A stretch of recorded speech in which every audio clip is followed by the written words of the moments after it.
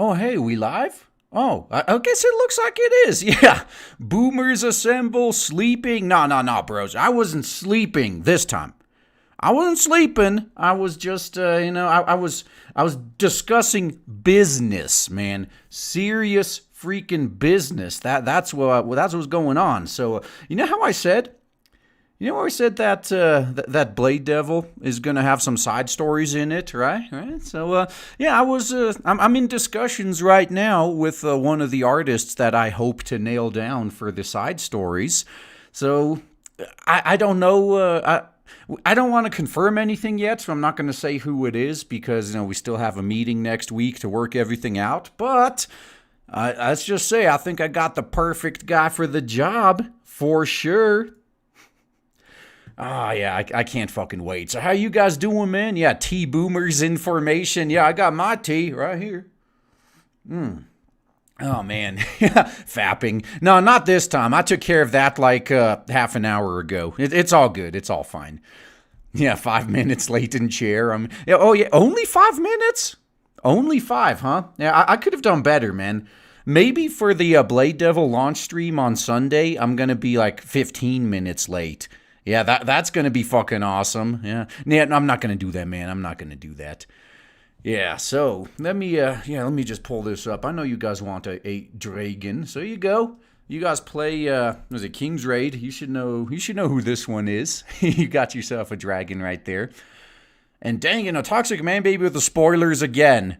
Like, it's true, he actually nailed me down on the cage floor and trying to do the same to others. Yeah. That is true, man. Oh, Cecil confirmed? Okay. I guess, yeah, you got me. I don't know if you guys have seen Cecil's just masterpiece artwork that he has on his sketch tier. But yeah, it's, I'm going to try to get Cecil to do a side story. I mean, why not? I mean, he's clearly the next, he's going to be the next Jack Kirby, man. He's going to be the next Jack Kirby. I am quite sure that that's going to happen. I am quite fucking sure. All right.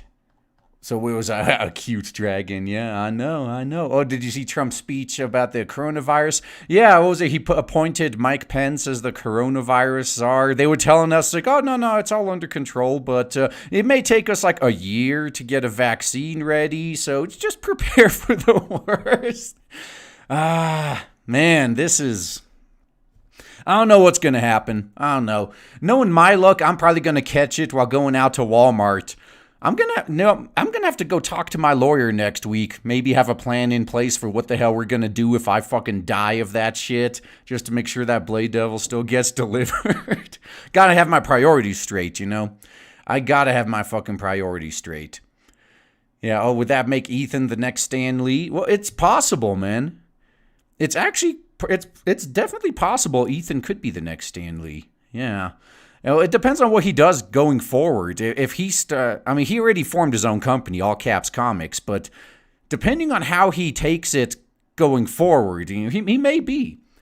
Yeah, All Caps Comics may be the next big American comic book publisher once Marvel and DC go down the shitter. Wouldn't it be funny if he got their licenses as well? That'd be great. That would just be spectacular. All right, though. So got some fan art here. Was it from Nidesu? Yeah, longtime lurker of your channel. Approximately 2 years ago, he spoke out in defense of something I greatly value. It's taken a while, but please accept this as a token of my gratitude. Looking forward to Blade Devil. # make our own. Yes. You sick and tired of the garbage you're seeing in entertainment right now? Make your own. So there you go. I got yet another Ashiara fan art to the collection. It is growing steadily, which is fucking awesome. Can never have enough Ashiara fan art. Ethan doesn't have enough creators, though. Well, it's only a matter of time. Eventually we're going to have some people on there. I actually don't know. It depends on... I think almost everyone right now is just trying to do their own everything, which, in my opinion, that is the right idea if you want to make sure you're immune to any sort of deplatforming. But if you don't want to handle all of the administrative shit, or you just want to have your name attached to Ethan's, maybe if you talk to him, he'll let you publish under All Caps Comics. I don't know. I have no clue. Now, I can't speak for him. I don't know what the hell he plans on doing with that label. But your boy Zach is publishing other people under his. Yeah, he's putting out... he's not the writer or anything on Expendables Go to Hell. He did a cover, but no, he's just... he's like the manager and publisher of that. So maybe Ethan's going to do the same thing. But something tells me Ethan would rather just draw frogs all day. I don't know why I just have that impression, but that's the impression I get from Ethan. And Saipa, thank you for the 2. Am I the only one who wants AOC to be perpetually re-elected? Don't get me wrong, an amoeba has more functional brain than her, and I just don't want the left to sweep under the rug what their ideology reduces people into. Again, the right can't hide theirs. That's true. Yeah, I mean, if AOC just stays in office forever, everybody will have a constant reminder of what the end goal is for that party. Yeah. And Bend Over, thank you for the 10. Dragon has great backstory and plot. Yes, she does. We got awesome backstory and plot on this dragon. Special swimsuit variant, because why the hell not, man? You can't have enough swimsuits. This is the kind of stuff that you're not going to see in the West. Man. Maybe when sometime along the line in Blade Devil, we're going to have some swimsuit edition. Why not? I mean, we have to. It's mandatory. That's part of giving the fans what they want right there. Who doesn't want all these sexy characters in sexy swimsuits? Oh, and Ken Crest, thank you for the 10. Being that I move Chinese items, I'm one of the highest risk of catching corona in my community. Oh, so you're also one of the highest at risk of spreading it. So there's also that. So did you know in Lent you're supposed to do something nice or give something up as an alternative? So what are you gonna do then? Yeah, I don't know, man. I mean, can you be nice? Can you? Yeah, I can't. I mean, shit, I'm just a fucking asshole. Like, I'm a total piece of shit. I mean, there's no way I could do that. Yeah. If you guys missed the stream from last night, you should go check that out again. Oh, we had some pretty fun times, man. It's going to be quite the competition. So, another manga-style book is coming out, also on March 1st, which is Xenotype. Oh, it's a great month for manga, at least manga-inspired Western comics. Ooh, it's going to be some good shit. All right, and then this one's from Johnny. Drew Ashiara in Lego form. Really like the design. Oh, if anybody likes this, you can find more. So if you go to my Twitter, you can find his Twitter linked. Oh, and it looks like he's got Reyna from Queensblade as his avatar, too. Nice choice there. Yeah, so you got minifig Ashiara. The only minifig that has boobs, yeah, they're not actually sticking out. And it got the important details in. I can really appreciate that. Man, we'd be making Lego history, wouldn't we?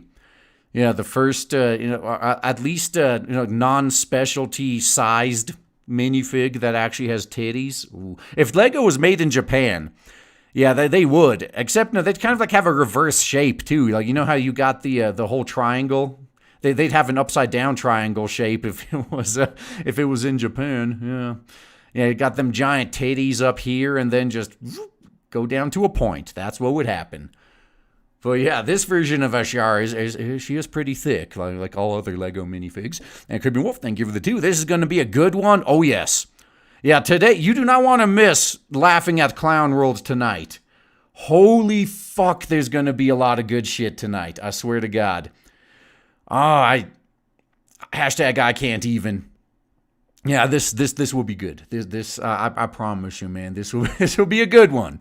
Fatman Fidgix, thank you for the 2. Be on time or I won't buy Blade Devil. Well, for me, on time is anything less than half an hour late, right? I mean, I already got everyone's expectations to that. So that's fine. We can do that, man. Yeah. Oh, yeah, the sexy Transformer figure didn't get canceled. Yep, they just took the tweet down to make the outrage mob shut up, but it's still coming out. And that was, by the way, her canon design, but whatever. These fake geeks don't get it anyway. Oh, and this one, this is some good shit, though, from Kizuna Ken. Yeah, he did, you've seen this one before, or rather, you've seen the one of Ashiara before. So now he added Yuna to the mix, so you got both plot and backstory prominently featured. Now this, man, this is pixel art done right here. God, I could not do this like at all. Some people may believe that, doing pixel art, that would be so much easier than just, like painting or doing different types of art like that. But no, it's fucking not. You have to consider so many things when doing pixel art that you don't actually have to. With regular art, it's a completely different skill set. Rather, is what I'm saying. Very different fucking skill set. So this is pretty damn impressive right here. Although I'm glad he took this into consideration that you want to have some good backstory as well, not just the plot. Fucking love it. And GeoPrime2814, thank you for the 2. Get off the toilet, you got a stream to do, boomer. Well, I can't help it if I have gastrointestinal issues. Come on, bro. Come on, I can't help it. And Jarnigi, thank you the 5. Epic Pence versus Corona-chan comic when? Well, go ask Mike Miller about that. He seems to be pretty big about trying to make political comics these days. Yeah, he even has Quarter Black Garrett on, from Steven Crowder's new, assistant, I guess, co-host. Yeah, He's pretty big into that, but we'll see what happens. I mean, last time he actually got Ben Shapiro to talk about Lone Star, but that audience doesn't really seem to buy comics. He'd be way better off if he did what Tim Lim did. Because fuck, Tim Lim tries to do the political stuff too, but then he also makes he has some big anime titties in his book, and that's actually what gets the sales. That is some good stuff. All right, and let's get into this. We got one more here. You've actually kind of seen this page, but yeah, oh my God, Toxic Man Baby's just toxic, being all toxic all over the twatters. So I know you prefer the waifus, but right now we're trying to figure out a few important things. Everything always takes a bit longer than expected. Yeah, let's just say that disclaimer we're gonna have in the trailer that everything's a work in progress is definitely gonna be fucking true, like super true. But things are moving little by little. So Sunday we launched the trailer and the campaign. Fuck yeah. So there you go. Yeah, you got a nice little preview right here. Oh, come on. Let me change this around. There you go. Boom. You definitely want to back Blade Devil. Because if you don't even want to know what this guy is going to do to your anus. If you don't back Blade Devil, okay? You need to back Blade Devil. You need to. That's the only way to keep this dude at bay, unless you have your own Ashiara there to help protect you, man. Things ain't gonna end well for you otherwise. Not at all. And Demosly, thank you for the 2. Lias from King's Raid. Why not Lilia, her lolly sister? Well, maybe she's coming later. Who knows? We'll have to wait and see. And Alex Halo, thank you the 5. RGE Project Melody is a design based off of Neptune and Ghost in the Shell, apparently. Information from her friend Noble. Yeah, I could definitely see some Neptunia influence there, yeah. But I think even the hit pieces mentioned Major Kusanagi as a huge influence as well right there. Yeah, it's not my anus. Don't worry, man. Your anus will be perfectly safe as long as you back Blade Devil. That's all you got to do to keep your anus safe. At least from this one threat. There's always going to be many threats to your anus, and just take some lessons from Tom from the Boondocks. Anything could be a potential ass raping scenario, and you got to be on your guard at all times. Yeah, you even got to go to how not to get ass raped class, But okay, man, okay. Yeah. So, but right now, again, we're launching Sunday. So, what was it? 4 more days? Yeah, 4 more days. 4 more. Well, 3 more technically. That's since we're at the end here. Yeah, and it's gonna be good, man. We're gonna launch that shit. We're gonna be all ready to go. I got the mailing list still open. If you want to get those discount tiers are only going to be open for a few days, and you have to be on the mailing list to get the links to them. So, yeah, if you want to avoid getting anally violated and also pay a little bit less, then yeah, that's what you do, man. That is what you do. Opal Dragons, I want Blade Devil to be successful. Oh, me too. For obvious reasons, I definitely want it to be successful. But no, I just hope we can freaking deliver there. Yeah. Oh, You know, if you want to not get butt raped, you should watch the movie Big Stan. Hey, that too. That as well. Oh, was that great shading on the scars? Yeah. I am a booty warrior. Yes. Yeah, man. Fucking from the boondocks. Yeah. That's great. That is great. And then we also put out 2 more pages again in the meantime. 2 more freaking pages right here. All right, let's go. So remember last week it was the beginning where you saw a little bit of a tentacle struggle snuggle going on. Now, yeah, we got, this here is page 2. So I remember when we put this out, everyone was like, oh, that's a nice cover right there. Nope, this ain't a cover. This is just a regular ass page right here. Yep, then we just kind of filled the signs in with some dialogue here. So Shiara is just done cleaning up the mess known as all these corrupted bandits. And I mean, look at that guy. He just totally lost his head over this. And what the hell? He should have calmed down. That's what he should have done. And yeah, even now, she feels sorry for him. Even though they were freaking bandits, she's like, oh, poor guys. They were corrupted before they even noticed. Yeah, so... luckily, Kaj was able to get a little bit of food, but not enough, man. I mean, their souls were already pretty eaten away by the corruption. So yeah, she's gonna have some issues right here. I said my aunt broke my room before. What? Oh, the booty guy from the Boondocks is a real guy. You can find interviews with him on YouTube. Well, I think everyone's a real guy, or if you mean the voice actors, anyway. Oh, man. Yeah, he got ahead of himself. Yeah, that's what happened to this guy. Yeah. So Ashara's here. She's pursuing her target, came across some corrupted bandits, and, dispatched them. Or maybe they were already dispatched. We'll find out. So then she's there, like, wow, for it to spread this fast, she's got to be nearby. Who could she be talking about? Yeah, but we need to recover before moving on. And Kaj is there talking shit. Not recovering much from them. I think I'm getting used to running on empty. That was my mana control. And he's just, again, talking smack. Well, congratulations. We broke even this time. Corrupted souls taste nasty, though. Not sure I can keep them down. And she's pretty much just telling you fucking better, bitch. Yeah. Oh, man, Toxic Man Baby with the head jokes, yeah. Headed the wrong way. Couldn't make heads or tails of the situation. He can now, though. He's all tails now. Yeah, so she's telling Kaj's bitch ass, quit complaining. Food's been scarce for both of us. Nah, you're just too picky. As our target grows stronger, we grow weaker. Well, find you something better next time. You said that last time. How many of you guys have friends like this, man? But then, this is why you're going to want to pick up the book, because this is another one we're not going to show you, because, she's there at the bottom. I should rest in town. But looking like this, I know, that waterfall. So you see, she's covered in blood. Yeah, she just got done with a pretty brutal fight. And the very next scene, you don't see the waterfall, do you? Yeah, it's the return of the shit skulls. Yeah. Yep. If you want to see what happens in that waterfall, you're gonna have to get the book. Yeah, you may get to see some good things, man, for sure. Yeah, so and she's pretty happy to finally be able to go to town, go to an inn though, and that's gonna be what another side story covers. Why couldn't she just be in town?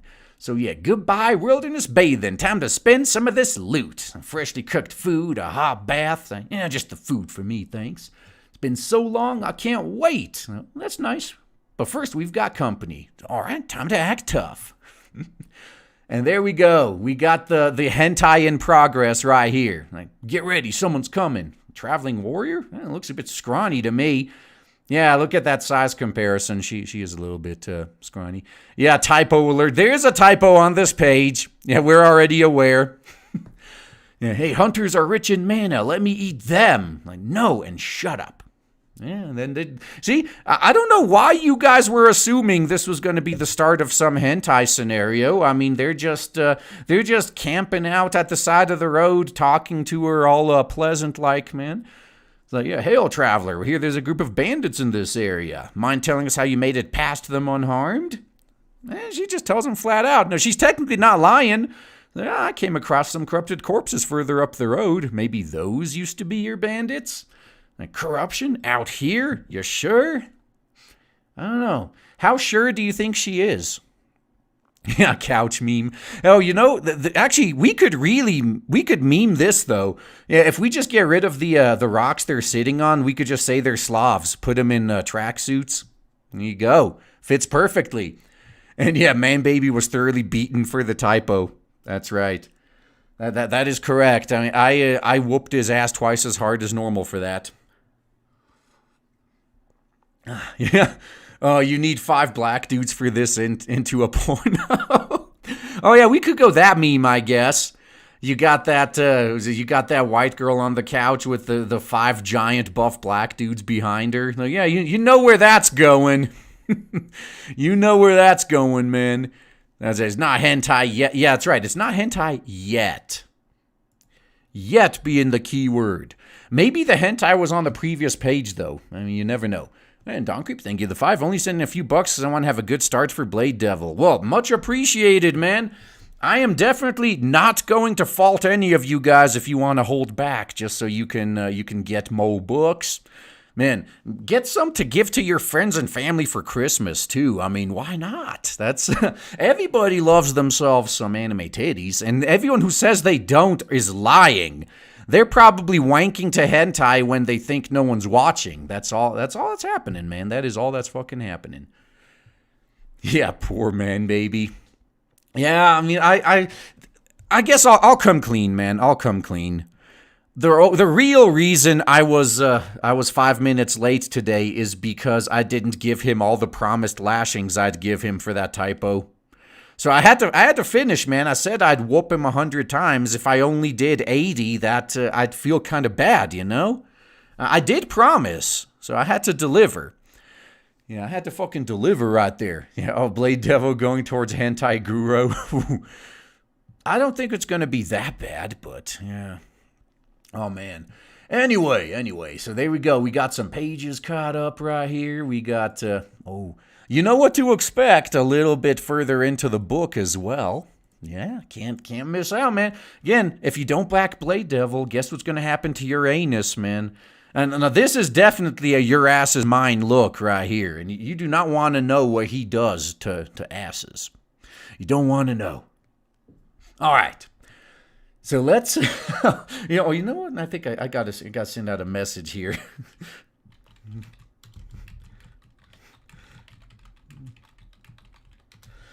Okay. Female inmate claims she was struggle snuggled by transgender women's moved into housing unit. What is it we've been saying all this time? What is it we've been fucking saying, huh?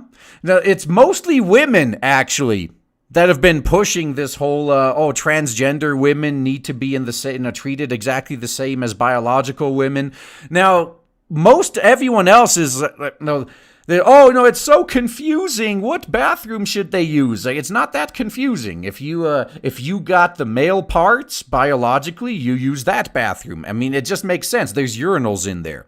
If you got the female biological unit, you use the woman's bathroom. That should be that simple. But I mean, there are a few extenuating circumstances, like that one trans male bodybuilder that sure as fuck looked like yeah. I mean, if I was a woman and I saw him walk into the women's restroom, there'd be some screaming going on for sure. But yeah, it was mostly women that push for things like this. And just as we were warning them, it's mostly women that are going to suffer. And another funny double standard here, when a man gets sent to prison for some just bullshit nonviolent crime, like, he was like possession of marijuana, they throw him in jail and he gets ass raped by violent criminals and nobody cares. He shouldn't have done the crime if he didn't want to get ass raped. But then when it happens to women, it's the end of the fucking world. Women are being abused in prison. So a woman's jailed at Illinois' largest women's prison claims she was struggle snuggled by a male-bodied transgender person who was placed in her housing unit last year. The lawyer for the alleged struggle snuggler appears to blame the women's for the controversy. Transphobia exists everywhere, both out here on the street and in prison, so it's not surprising that there are some people who feel uncomfortable with the transgender man's presence in a woman's prison, the lawyer said. Yeah, plus, how much do you want to bet that everything was consensual and she just withdrew consent after the fact. That's what my money would be on. So the local PBS affiliate WTTW reported on the legal action the Whammons is taking. In a federal lawsuit filed last week, a Jane Doe inmate at Logan Correctional Center in central Illinois said that after being sexually assaulted on June, current year -1, she was coerced by a supervisory officer into denying the attack took place and then punished for filing a false complaint under the Prison Struggle Snuggle Elimination Act. Well, if she filed a false complaint, she should get punished for it. The suit names Logan's acting warden Beatrice Calhoun as a defendant, along with officers Brent Keeler and Todd Sexton. Oh, male officers in a female prison. There's totally not going to be taking advantage of that. So, 2 transgender inmates who were housed in men's prisons, Strawberry Hampton and Janiyah Monroe, have sued IDOC separately in recent years, demanding they be moved to Logan because they'd allegedly been the target of sexual harassment and abuse from male inmates and prison employees. Alan Mills, who leads the Uptown People's Law Center, a Chicago-based legal group which has represented both Hampton and Monroe, confirmed Monroe is the inmate who is being accused in this case, though he was dismissive of the allegations against her. Hey, until you got the proof, that's what more do you fucking need, man? So the plaintiff's Peoria-based attorneys said in the complaint, the transfer of transgender inmates from male to female prisons has been a contentious policy within IDOC. In an attempt to justify the transfers, defendants Sexton, Calhoun, Keeler, and currently other unknown IDOC employees covered up sexual assault of plaintiff and tried to falsely classify it as consensual to keep it from being considered a PREA violation. Well, right now, it's just like with women's sports.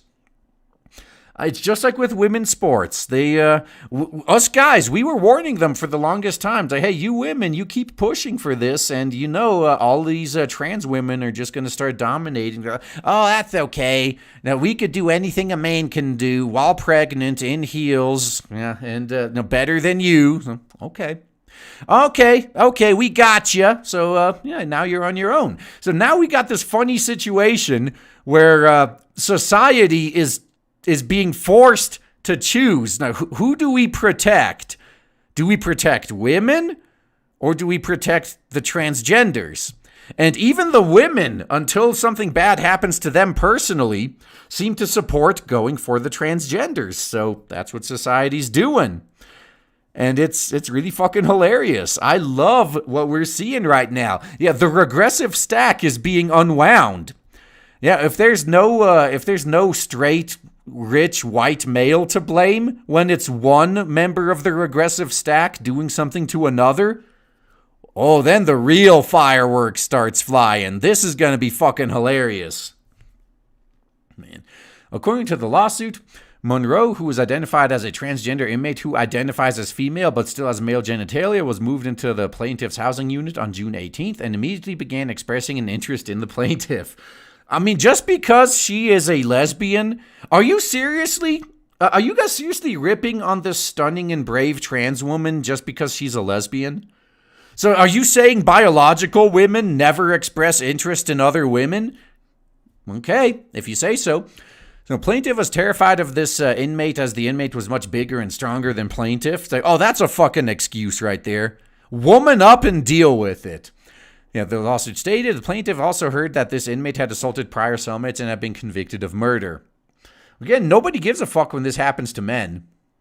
So, yeah, you got guys who are convicted of some non-violent bullshit, or victimless crimes, get thrown in prison with actual violent offenders, and they get fucked up. Nobody cares. But then it happens to a Whammons, and it's the end of the world. And not to mention how transphobic they're being right now. All right, so the article stated that the plaintiff was actually punished for reporting the struggle snuggle when she learned IDOC had determined she committed a major infraction for allegedly filing a false complaint. That led to months of continued punishment during her continued incarceration, the complaint says. Meanwhile, Monroe's attorney chalked it up to transphobia. Yep, if you got the cards, fucking play them, man. A deeper point here is that since Miss Monroe was transferred to Logan, she's made a lot of friends and has found substantial support among other prisoners and some staff. But transphobia exists everywhere, both out here on the street and in prison. So it's not surprising that there are some people who feel uncomfortable with her presence in a women's prison. Yeah, that's right, man. Those fucking transphobes better check their privilege. That's all I'm going to say about that. They sure as fuck better check their privilege. Okay, and I need to do some more refreshing here. Okay, and Gabby G. Wiz, hey man, been a while, welcome back. Thank you, the 5. Sign mine and Vince's petition to make hamburger country nice. Well, if you maybe if I go over there and get a link, yeah, we could see that. We could check that out. And of course, I'm 23. Thank you for the 2. Now, what if it's a she-male? Can she use a man stall? Maybe. I don't know. Maybe with the right, maybe with a funnel. LP2200, thank you for the 5. The old demon guy gives me blood for the blood god, skulls for the skull throne vibes. Oh, really, huh? I guess his armor is not nearly as thick, as large as a Chaos Space Marine's armor would be, but yeah, it could. You could view it that way. Yeah. And Tower Links, thank you the 5. All chest swells have an excellent point. It's called a nipple. A truly good point we can all appreciate. Edit because YouTube sucks. That's right. Yeah, boobies have an excellent point. Yup. Man.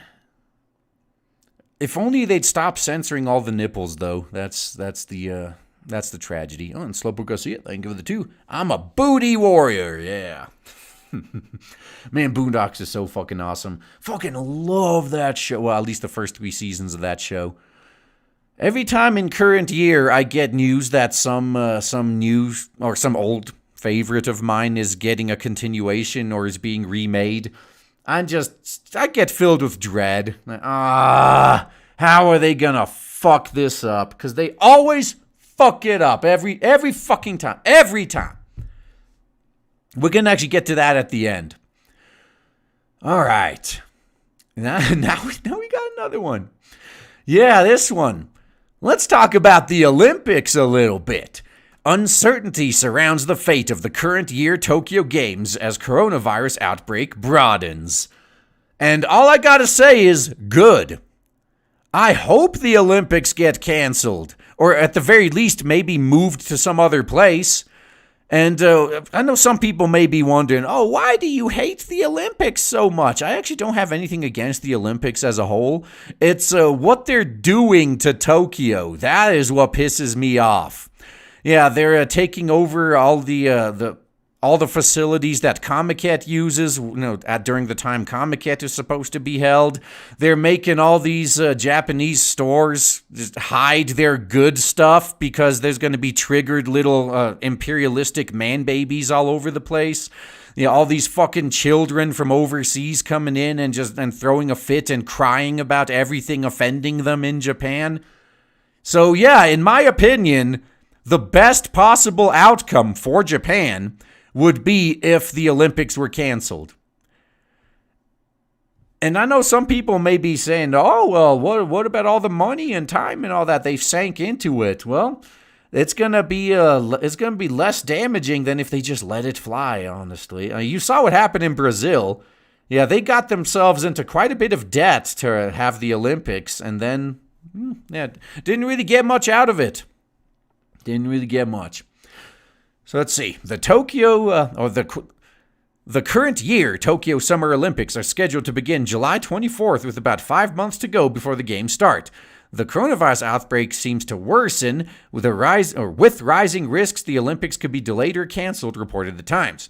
As of February 24th, the deadly virus has infected more than 79,524, killed 2,626, and prompted more than 50 countries and territories to close their borders with China. The virus has spread uncontrollably in South Korea, Japan, and now in Europe, with cases ex-China increasing. Yeah, with China, they, they're trying to cover some shit up, but still, look at all that. Look at it, it's all red. So Japan has the second highest number of confirmed cases, with a total of 838, including 4 deaths. Most of them are from a cruise ship docked in Yokohama, Japan. And hopefully this is going to get people to cancel the Olympics. And for once, London did something right. Now, London's mayor was like, oh, we can just host it over here instead. And fuck, even in Japan, by the way, even in Japan, it's the politicians and all them that want to keep the Olympics going. But citizens, the people actually living in Tokyo, they're like, man, fuck this shit. I want this gone. We don't want this shit. It's such a pain in the ass. So I hope they get their way. So Japanese broadcaster NHK reported that Tokyo Olympic Organizing Committee CEO Toshiro Muto recently said he was extremely worried that the spread of the infectious disease could throw cold water on the momentum towards the games.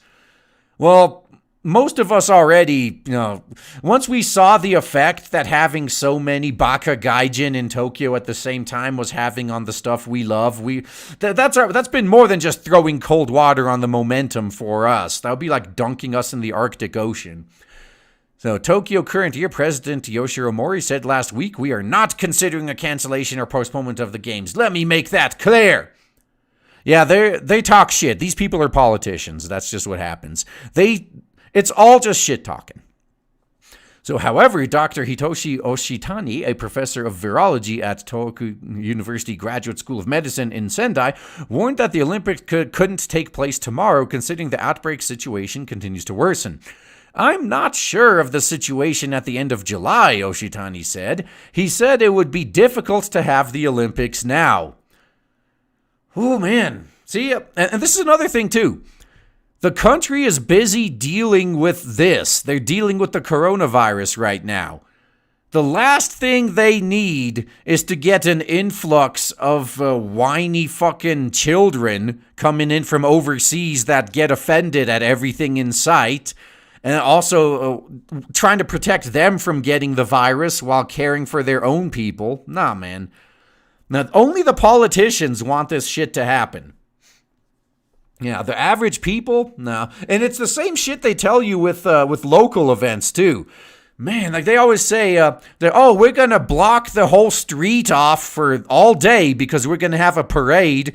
You got a business on this street? Oh, you should be fucking happy. You're going to get so much foot traffic in your business. That's a fucking lie. If you own a food place, that may be true. But if you own any business that doesn't sell food, people are just going to pass your shit up. Nobody's going to care. And it's just going to be nothing but headaches. You have to deal with having to park blocks away and just walk there. And nobody's going to come into your shop anyway because that's not why people are there. Yeah, it's a fucking pain in the ass. If anything, they're actually going to drive customers away from you because actual customers don't want to deal with going through that fucking parade, for example. That's basically what it's like at a much larger scale when the Olympics come to town.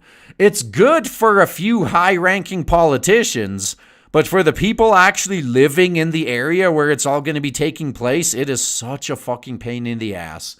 Now again, with one exception being, like say if you own a restaurant or something, places that sell food, oh yeah, they're gonna get a lot of extra attention. But everybody else, pain in the fucking ass, man.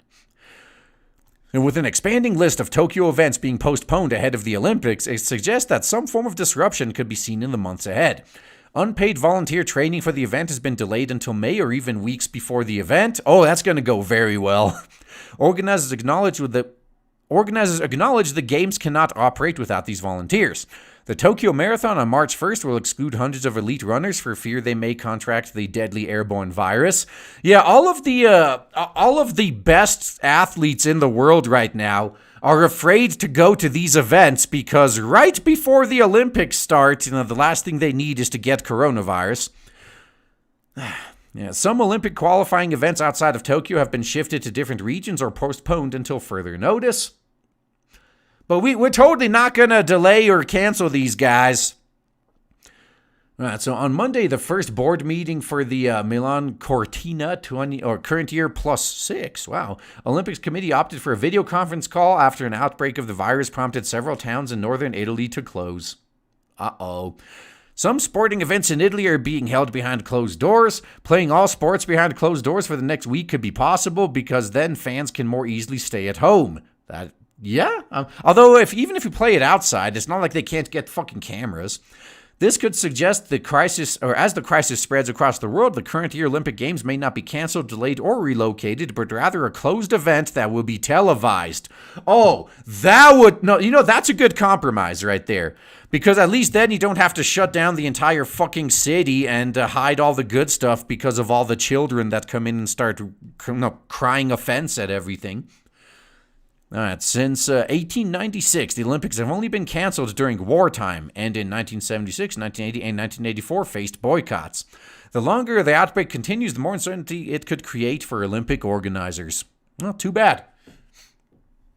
So, but there's good news for Prime Minister Shinzo Abe. If for whatever reason the event is canceled or at least closed off to the public, his administration can blame the collapsing economy on the virus.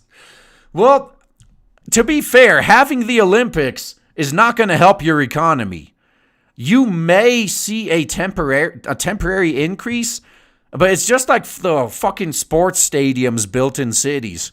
Yeah, the NFL here in the U.S. has a very sweet deal, They don't even have to pay for these stadiums. The taxpayers pay for the stadiums because of all these promises of but just think of all the extra money that's going to flow into your economy when we have these games here. It's never, there is a little bit of a boost, sure, but it's not worth the cost. At least in all the examples I've seen. Maybe there's outliers, who knows? But no, this, having the Olympics would definitely boost their economy for a few weeks. And then it's just straight into the fucking shitter, man. Straight into the shitter. Oh, God, and Toxic Man Baby, I heard they even replaced the Buddhist temple symbols because they look like Nazi symbols. Yeah? See, that's the kind of shit I'm talking about. That's the kind of shit that makes me wish they do cancel the Olympics. Because Japan, for all of their having a spine most of the time, they seem to be very prone to bending the knee for events like this. Like, all of these fucking adult babies coming over from overseas are offended by our traditional Buddhist symbols? Oh, we're just going to cover it up then. Meanwhile, everyone here in the West who keeps shrieking about imperialism and just shit like that, they see nothing wrong there. It's like, we're just fixing their culture. That's different than imperialism. Yeah, these people need to be kept out. I'm sorry. They need to go. Fuck, if it was up to me, if I was in charge of anything over there in Japan, if I had the power to do this, one of the first things I would do is I would actually I would deport all the followers. No, sorry, not followers. I would deport all the foreigners living in Japan that do nothing but bitch about Japan. You guys know the types. You got these fucking people that come in. They actually live in Japan on some work visa or something. And they can't stop complaining about how horrible everything is in the country. I would round up all those fuckers and deport them. Say, you hate our country so much? Well, you can just fucking go home then. We don't want you here.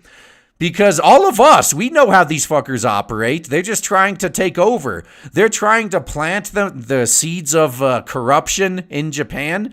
And maybe some of them can become permanent residents or even citizens. And then they can start agitating to collapse Japan like they've collapsed the West.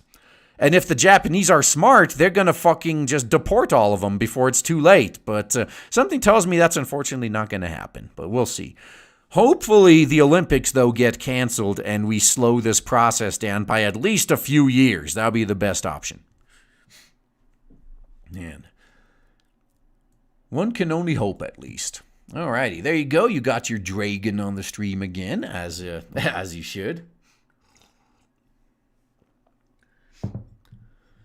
Okay. Oh, and Saipa, thank you for the 2. When the conceptual penis is real. Oh, God, yeah. Yeah, that whole conceptual penis thing, brilliant. Motherfucking brilliant. And they got it published, too. Yeah, it's funny. You got these actual academics. They performed actual research by proving how most of these academic journals are a fucking joke. And their reward, they got punished for it. Now, a lot of them lost their jobs. Yeah, I think one of the professors that was involved in those hoax articles lost his job. Yeah, that's how you reward somebody that points out flaws in your system. Well, I guess if the people running the system really want those flaws to persist, because that's the only way their power persists, it could get a little bit dangerous, can't it? A wee little bit dangerous right there. Oh, man. Oh, God, we see that in journalism as well. You got actual investigative journalists like Project Veritas. They're just being shat on by the mainstream media that want to do nothing but just spread fake news and lies all day. So, okay. We shall see. And Ricky Murray, thank you, the 5. All I can say to the defendant is tote that behind up. Yep. Oh, man, just woman up. That's right. And Gabby Jewish, thank you for another 5. From Vince, I got to send, because he's a broke bitch, make the 10 p.m. projectile vomit and 10-meter projectile vomit and the 100-meter bubble gut dash events at the Olympics.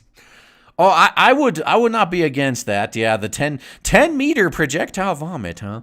There was a time in my life where I may have actually been able to do that. I may have been able to just one time. I was really fucking sick in high school. I probably could have broken that. And I'll do Incarnate, thank you for the 2. How about hosting an annual BME Pain Olympics? Why not?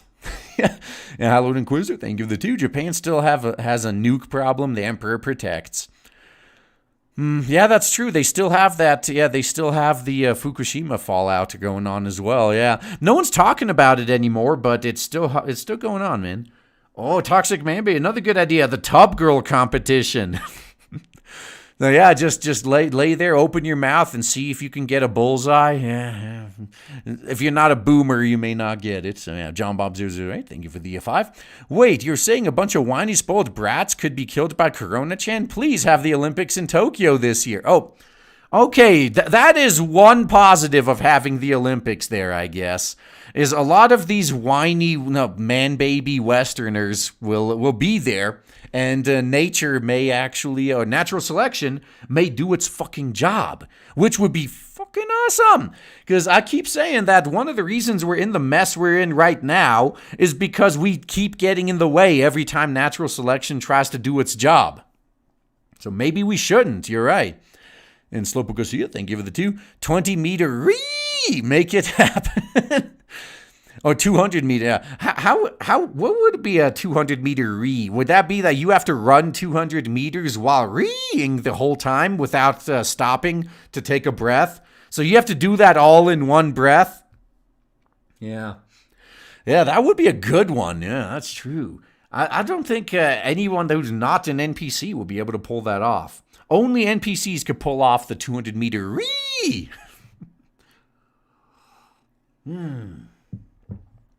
Oh, it's my favorite is the oopsie combo, violent sneezing and diarrhea. Oh, no. If you ever get a stomach virus or some kind of food poisoning, that's the best. Because then you're sitting on the toilet with a bucket on your lap because it's flying out of both ends. Yeah, 3 a.m, you're just trying to go to sleep and not happening. Not fucking happening. All right, we got some good news, though. Let's get to the fucking good news. I covered this story last year, so let's see an update. Removing a GPS tracking device that was planted on your car against your will and without your knowledge isn't theft, the court rules. Because the authorities, the cops who planted the device, tried to charge the guy who removed it of theft. And luckily, the court is on our side. So the Indiana High Court says removing a small unmarked device from your car isn't theft. It shouldn't have been there in the first place. That's right. You're just protecting yourself. An Indiana man may beat a drug prosecution after the state's highest court threw out a search warrant against him late last week. The search warrant was based on the idea that the man had stolen a GPS tracking device belonging to the government. But Indiana's Supreme Court concluded that he'd done no such thing and the cops should have known it. Oh, they knew it. They were just reaching for any reason to arrest this guy. This is the kind of shit I talk about too when I talk about add-on crimes or tack-on crimes. Shit that would never get you arrested on its own, But once they're already investigating you and they're looking for reasons to make you disappear, and they're looking to pressure you into accepting a plea deal. Like, say you were only arrested and investigated for possession of marijuana or something. And then they just start tacking on everything. Every minor thing they can find, they add to the prosecution. So instead of facing a couple months in jail, you're facing decades in jail because you add up all the other shit they throw on you, like the extra 100 charges. Yeah, they do this shit all the time. The cops use shit like this as an excuse to bust you in the first place. And then the courts do shit like this to force you into accepting a plea deal, because then you're in that weird position. Like, man, do I just plead guilty to this and give that prosecutor their win so they can have their political career in a few years and accept like a month in jail? Or do I fight this and risk decades in jail? It's totally not bullying, though, for some reason. So last November, we wrote about the case of Derek Herring, an Indiana man in Warwick County Sheriff's Office, suspected of selling meth. Authorities got a warrant to put a GPS tracker on his car, getting a stream of data on his location for 6 days. But then the data stopped. Yeah, it's almost as if he found it. They did a really shit job putting that on his car. Well, good on him for spotting it, though. Officers suspected Herrig discovered and removed the tracking device. After waiting a few more days, they got a warrant to search his home and barn belonging to his father. They argued the disappearance of the tracking device was evidence that Herring had stolen it. Yeah, they were clearly reaching very fucking far just to have an excuse to bust the guy. Now, for what it's worth, I mean, they did find the shit, right? Yep, during their search, they found the device and some meth. They charge Herring with the drug-related crimes as well as theft of the GPS device. Yeah, so the reason we have so many protections here in the U.S. is so the cops, the government, can't just arbitrarily decide that, no, I don't like this guy. I'm just going to go bust into his house and find something to arrest him for. So you actually have to have a reason to be in there, because if the cops do shit like this, if they find some bogus reason to break into your house, even if they find that you did commit a real crime, if they got to that conclusion using illegal means, then it gets thrown out. So that's why he may beat this drug charge. But at the trial, Herring's lawyer argued that the warrant to search the home and the barn had been illegal. An application for a search warrant must provide a probable cause to believe a crime was committed, but removing a small unmarked object from your personal vehicle is no crime at all.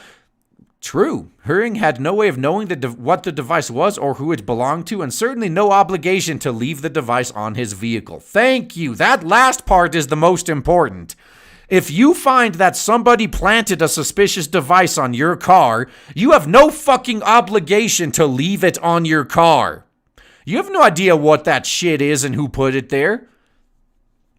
An Indiana appeals court ruled against Herring last year, but Indiana's Supreme Court seemed more sympathetic to his case during oral arguments last November. I'm really struggling with how that's theft, said Justice Stephen David during November's oral arguments. So last Thursday, Indiana's highest court made it official, ruling that the search warrant that allowed police to recover Herring's meth was illegal. The police had no more than a hunch that Herring had removed the device, the court said, and that wasn't enough to get a search warrant.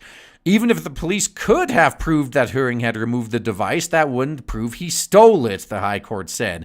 It's hard to steal something if you have no idea to whom it belongs. Classifying an action as theft would lead to absurd results, the court said. Yeah, just imagine how they could abuse this shit in the future.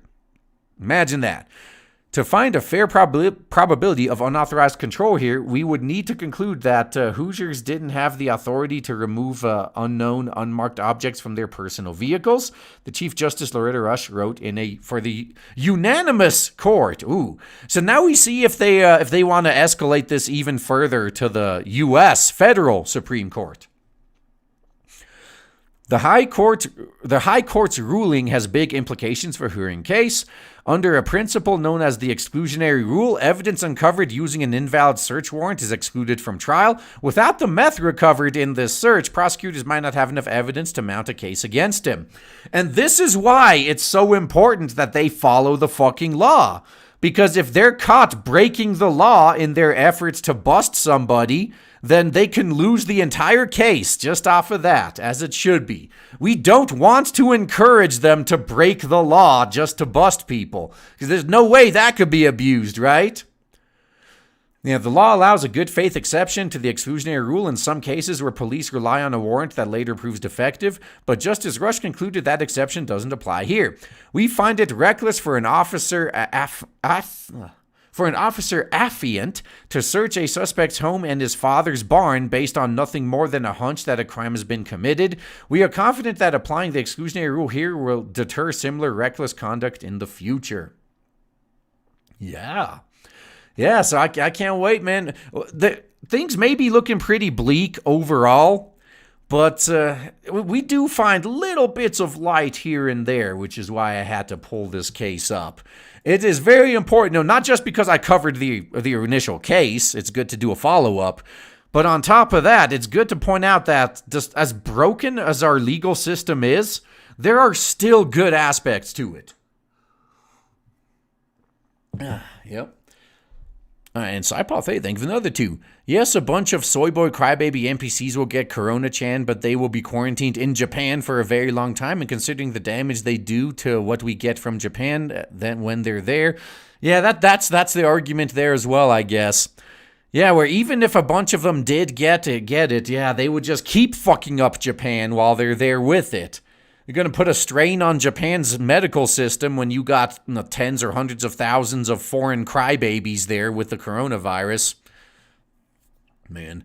Oh, and Tabo Links, thank you for the 2. Swap curling for Soapland lube slip and sliding. Oh, fuck yeah. Yeah, now that would make the Olympics watchable again. We should have a fucking porn Olympics.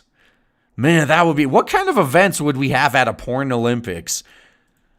Now chat, do your thing, man. I mean, we already got Soapland lube slip and sliding. All of that, holy shit. A porno Olympics. Now, that is something that would get a lot of people out to see right there. Oh, what's that? I see Corona walking towards me. Oh, you better hide, dude. You better fucking hide. Oh, they made hateful intent by verbally expressing the word bitch a law in Massachusetts. Oh... Yeah, there's all sorts of real horrible laws being put on the books that go against the First Amendment, funny enough. Yeah, because you may not like quote-unquote hate speech, but as soon as you make it illegal, I mean, you just open the doors to everything else. Yeah, everything else being made illegal. Oh, Keijo Olympics, no, pole jousting, bukkake, cock push-ups, 5-meter squirt. That could do it. Thought pudding. Some of these thoughts are so anorexic, they probably weigh less than a shot put. That would be fun. Pole dance gymnastics. Oh, yeah, instead of the usual gymnastics shows, you just do pole dances. Hell yeah. Long pump. Oh, fuck. Yeah, distance money shot competition. It's pretty hard to do that, though. I mean, usually it just kind of oozes out. But, yeah, if you know what you're doing, you could, I guess. So the land whale Olympics. Land whale harpooning Olympics. Ugh, in the context of porn Olympics, that just sounds horrible. I would not want to see that type of land whale harpooning. I would not want to fucking see that. Oh, a dick-sucking race. No. See, when it comes to dick-sucking, it would have to be the opposite. You'd have to try to see who finishes last. Like, who can withstand the sucking the longest. That'd be the endurance competition, yes. Bad Dragon Relay.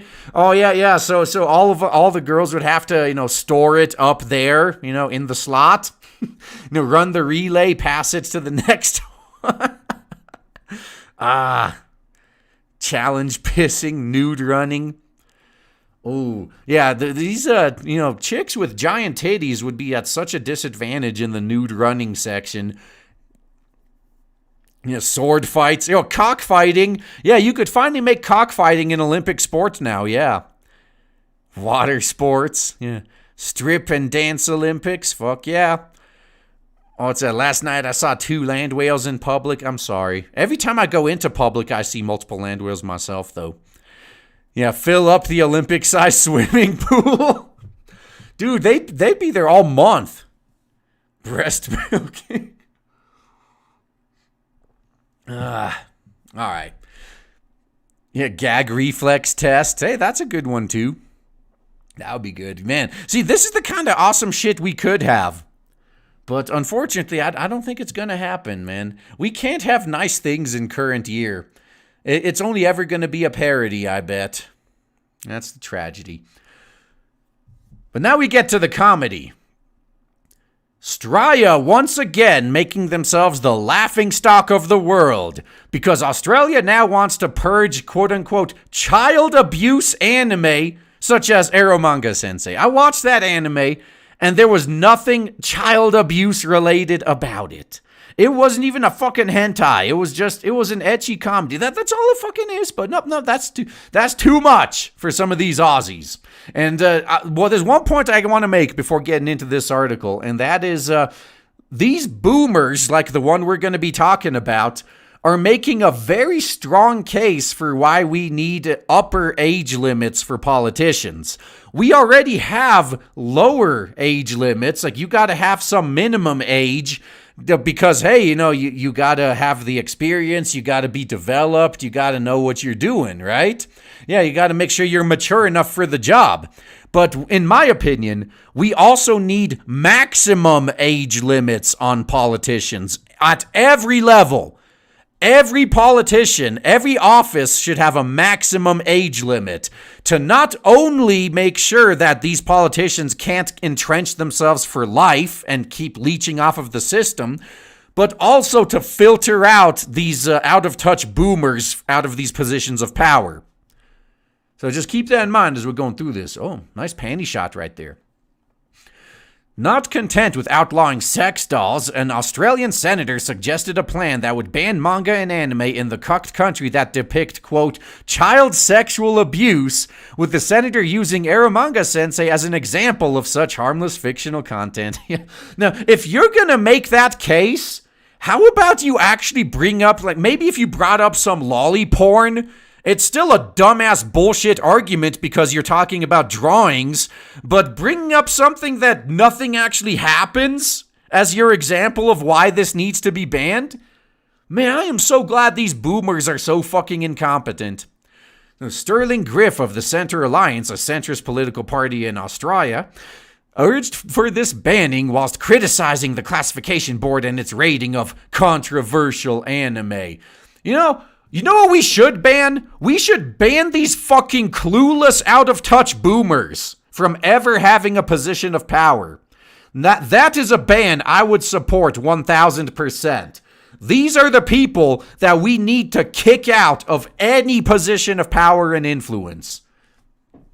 The senator delivered a speech to Parliament and pointed out that anime and manga often depict raunchy service scenes. There is, unfortunately, a dark side and a disgusting side to anime and manga, with a significant proportion of the two media featuring child abuse material. They contain depictions of wide-eyed children, usually in school uniforms, engaged in explicit sexual activities and poses, and often being sexually abused. Okay, you know what? Let's give you all the benefit of the doubt. All right, you have a good argument here. Are you going to equally apply this to stuff like Game of Thrones? Oh, of course you're not. The dying Western media gets a pass, don't they? When the West does it, it's okay. We've seen this shit countless times. The same shit that this dumbass complains about is all shit that the West does too, but that's popular, so that's different. We can't ban popular stuff, but this niche thing that people who aren't me like, that I don't like, we're gonna ban that though. This is what we typically get in the West. And at this point, I legitimately believe this is protectionism. This is intentional. They know it's bullshit, but they're doing shit like this on purpose to try to save the dying Western entertainment industry from the much superior competition coming out of Japan. Because the Western industry is so incompetent, they can't up their game. They can't just make better stuff and compete. That's out of the question. No, we have to ban the much better competition. We gotta censor the much better competition because that's the only way the garbage we shit out is ever gonna have a chance. That is all this is about. It's fucking protectionism. Nobody wants to buy the woke Western garbage, so they're just trying to ban all the better alternatives. They're trying to make it so the woke Western garbage is the best alternative we got. So manga and anime are not affected by exploitation laws in Japan due to them being fictional and not actually existing and harming no children. This sentiment is not shared in Australia, however, as the possession, production, and distribution of content depicting a representation of a person who appears to be under 18 is illegal.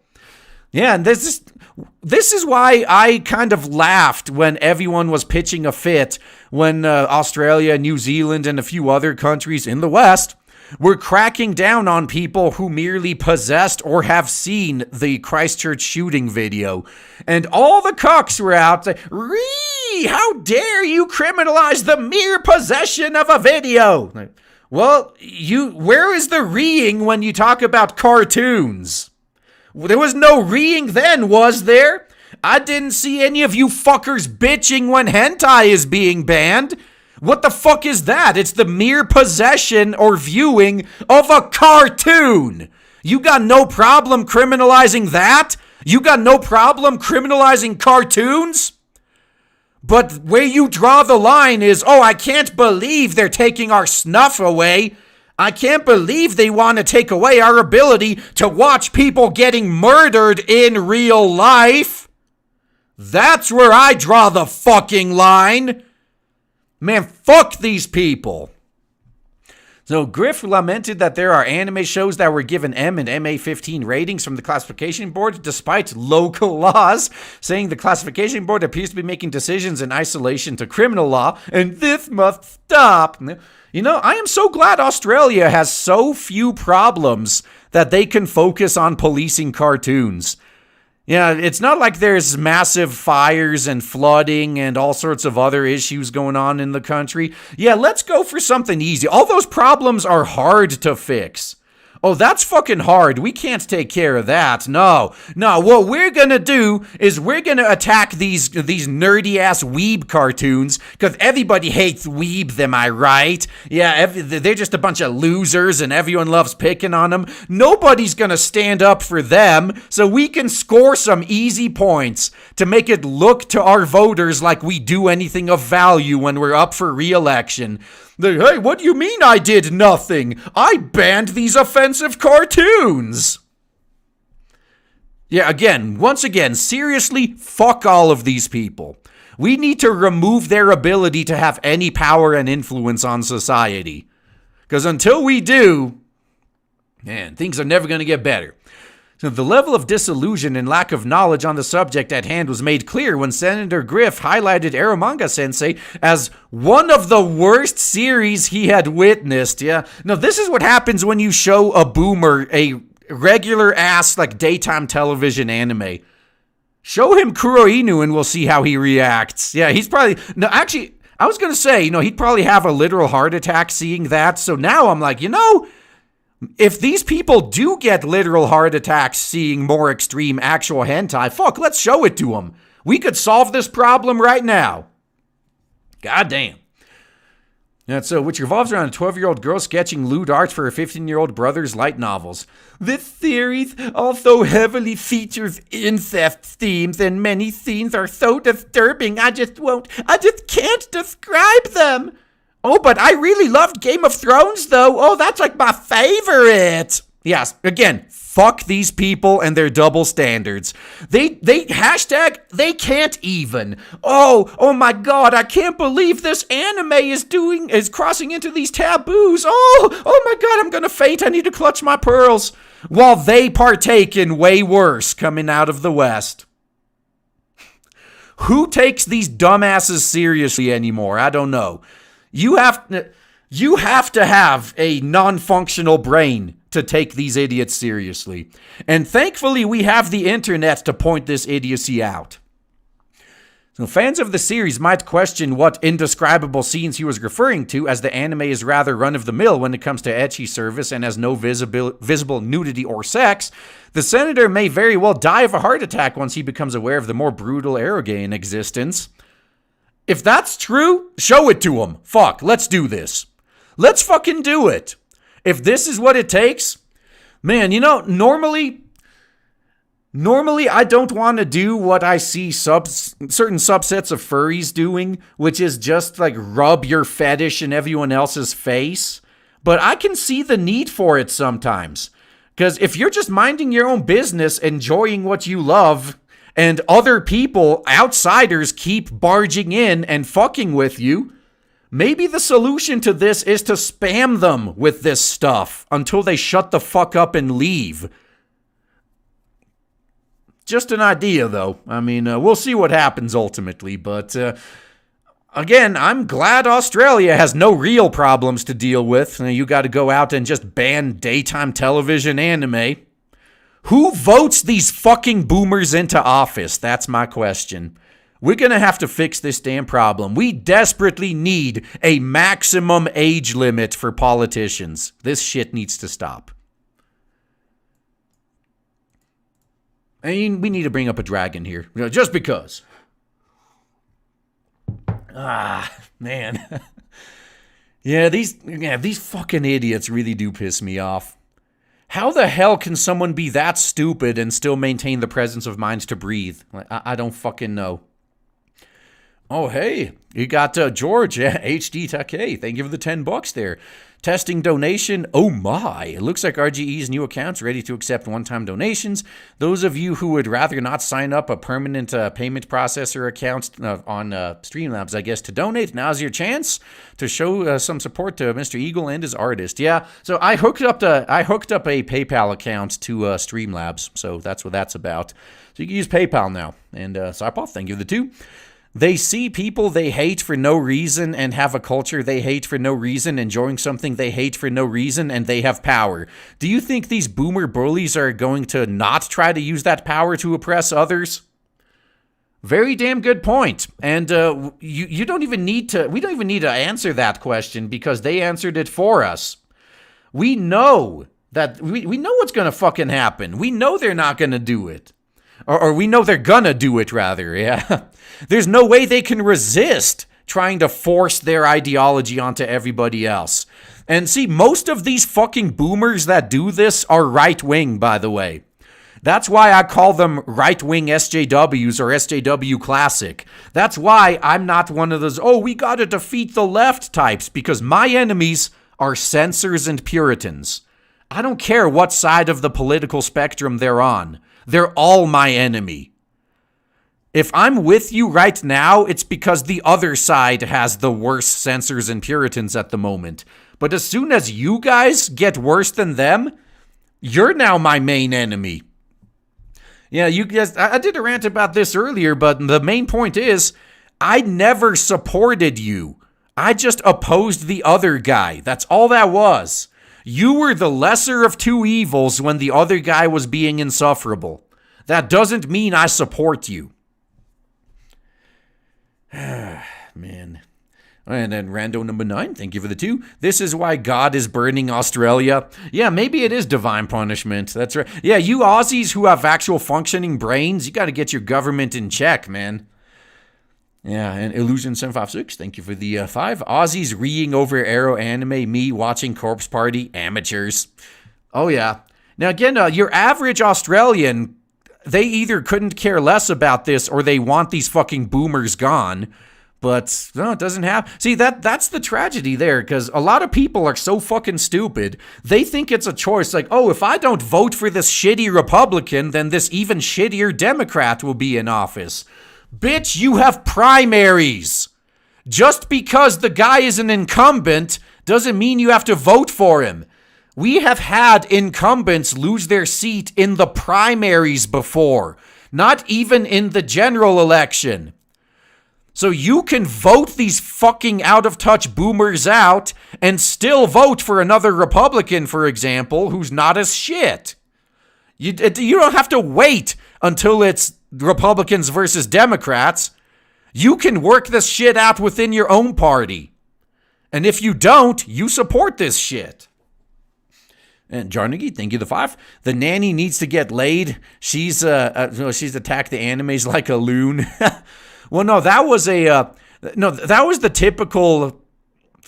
It was allegedly a guy, but yeah, not very good looking, pretty overweight, pretty old. The usual suspect that attacks hentai. Yeah. And Jarnagi, thank you another 2. Watching streams on mobile sucks. Yeah. No, that's, I agree, man. Especially with that fucking swipe shit. God, I cannot stand that on mobile keyboards. I'm just trying to type normally, fast by tapping, and it thinks I'm swiping, and it just fucks up everything I'm trying to do. Alex Hale, thank you for the 5. Things like this is probably why animation moved to Japan, or Anime Man moved to Japan. Yeah, that was a very wise fucking choice. See, when foreigners who actually appreciate Japan move to Japan, that's a good thing. But those that do nothing but complain about Japan while they live there, they should be fucking kicked out.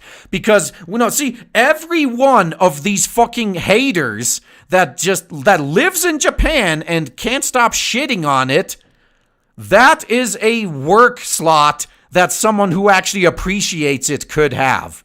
So kick all those fuckers out, send them back where they came from, and invite people in who would actually appreciate the opportunity.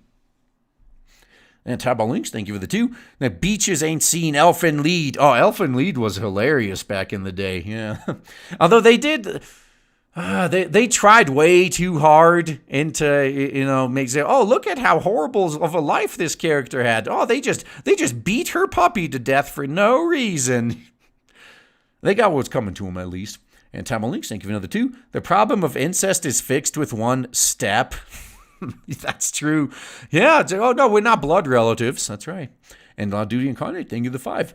Just as I'm anticipating the release of I Say Tenshi Love Mary, the animation to release tomorrow, show him Lilith Soft Eroge like Tamini Yukikaze. Oh my God, that's... I know what I said earlier, that we should just spam these fucking Puritans with the stuff they always cry about until they leave us alone. But we also run the risk of exposing them to stuff that they don't even know about. Because there's been topics before that I really wanted to cover on my channel, but I actually came to the conclusion that it will probably be a lot better if I didn't draw attention to this. Because as this fucking boomer in Australia proves, there's a lot of stuff in anime, manga, video games that would probably be banned if these fucking useless boomers knew it existed, but thankfully they don't. So if we bring it to their attention and they learn it exists, that just means they can launch a crusade against it and try to ban it. So the best option may be just to keep it underground and wait for them to fucking die. Because by the time these fucking useless boomers die off, all of the younger generation would have been exposed to this. Like, fuck, everybody under the age of fucking 40 watches hentai. None of us are going to try to ban hentai. So we just going to have to wait for the fucking boomers to die off and the other boomers who vote for them. And we don't have to worry about this shit anymore. Problem fucking solved. Yeah. Problem fucking solved. That's all we need to do. So if we can't have a maximum age limit, then this is what we're gonna have to. This is how we're gonna have to go, man. We're gonna have to fucking do. Oh, and Lynch, bro, thank you for the 2. Show him Future Diary. He'd have multiple heart attacks and shit himself. Yeah, that's another one that tried a little too hard, but still pretty fun. And Domshep, thank you for the 3 there. If you're Australian, know that your hard-earned money is being taken from you by force, then given to a boomer to pay for him to read about anime. So much money that he has a quality of life higher than the vast majority of people forced to pay him. Yeah, I mean, you guys made a good point earlier that guy has a fucking dream job. He is literally just watching anime on the taxpayer's dime and then bitching about it. Fuck. What do I have to do to be able to watch anime professionally and review it and have the taxpayers pay me for it? Because I'd love that job. And Saipaw, thank you for the 2. The boomers are electing themselves into office. It's one of their long-running gifts on society. They can't cheat their way in. They rig it where it doesn't matter who you elect because it's the same damn person with the exact same goal. Yeah, and that's why the primaries are so fucking important. Yeah, just vote out these fucking boomers in the primaries. And, what's that? Brian Pedro Martel, not quite the name. Thank you for the $5. Secret Olympics. Pairs of completely naked men and women play winter sports. Originally, yes, that is a real hentai manga over on Hentai to Read. Yeah, fucking, there's a hentai for everything. I love that about hentai. God damn. All right, where was I? Let's get back in. Disney's first gay character not woke enough. What do we always tell these people? You never bend the knee to these social terrorists because even if you give them everything they want, it's never enough. As we're going to see now. So Disney's ham-fisted attempts to profit from pink capitalism with an easy, cuttable gay character have predictably failed to appease the sensitive individuals constantly demanding representation or better their own self-esteem, leading to a mounting backlash from those who consider her to be insufficiently woke. So, hey, look, we're giving you a gay character, and they're like, not gay enough. There's no way to win, by the way. There's literally no way to fucking win. So the Walt Disney Corporation recently attempted to profit from the obsession with quote-unquote representation in mainstream media. That's only an obsession by the media. The fans don't want this shit, by the way. In mainstream media, casting Lena Waithe to play the role of a lesbian police officer in the upcoming film Onward. Unsurprisingly, the internet has still taken offense to the character's bold and brave addition, as many have criticized the decision to make the gay character a member of the police force in light of quote-unquote historic prejudice from law enforcement officers. Yeah, that's right. Now that everybody has a recording device on them at all times that can stream to the internet and you can't hide your shit anymore, that's where you got historic prejudice. That's right. The hideous nature of the film's diversity hire has also attracted attention. The first openly gay Disney character being a cop is extremely ironic, given the historical context of mistreatment of LGBTQP plus IA barbecue people by cops. So, Disney, here's a lesbian character. Me, maybe there's hope for this company. Disney, she's an ugly one-eyed monster who's also a cop. Me, all right, time to bring out the guillotine. That's what happens when you give these people what you want. And as I was kind of referencing earlier, there is no way to win. There's no way to fucking win, because now they're complaining that the character is too ugly, basically, right? So, okay, they're complaining the character is too ugly. All right, what would have happened if they made her pretty? Are you fetishizing lesbians? Are we just sex objects to you? You can't win that way either. So, okay, fine. Let's just make her look average. Make her blend in perfectly with all the straight characters. You can't even tell if she's gay. What are you doing? There's literally no way to win.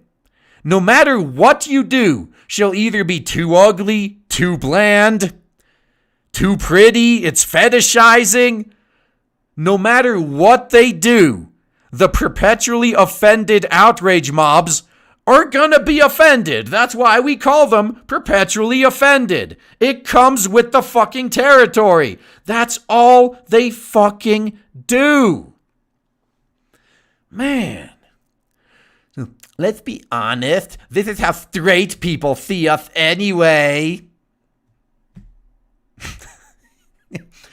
They should have just done what Japan does and just made her a cute, big boobed anime chick. Then they would have complained about objectification. This is homophobia, I think. No, you don't think, you feel, and very poorly. This is like the 12th first openly gay character made by Disney. They really need to stop. Yeah, just like how Captain Marvel was the first female superhero. Black Panther was the first black superhero. Right. Anyone feel like they're kind of mocking the alphabet soup community by making her ugly and a cop? Anybody who does any sort of this inclusion shit is openly mocking you. You realize they don't give a fuck about you, right? They only want to milk you for money. That's it. You're just a wallet to them. So, Twatter, oh my god, make that blonde ice princess a lesbian, please. Disney, no, but we can make this Cyclops unicorn hybrid minor character a cop on this new movie a lesbian if you want. Oh, dude, if they made Elsa a lesbian, they would be complaining about what I just said. Then they'd be like, oh, so are you now, do you just see lesbians as sex objects? So Disney, first openly alphabet soup, also a cop. One scene only. Being gay is very modern, actually. A fantasy world with one gay. It stars Chris Pratt. Friend of gays, we're sure. Just one modern cop gay. Scene cuttable. Oh, at least they're catching on. Yeah, they're trying to appeal to China. And they know they're going to have to cut any gay scenes out of the Chinese release. So, of course they're going to make it easily cuttable. Yeah, Disney, lol, they're upset, but can't say we didn't try. We didn't, though, but pay up. Also, keep buying Marvel. We fund Trump. That's what you can. No, if anything, what would piss me off is the fact that nobody cared about this whole alphabet soup pride stuff until it became popular.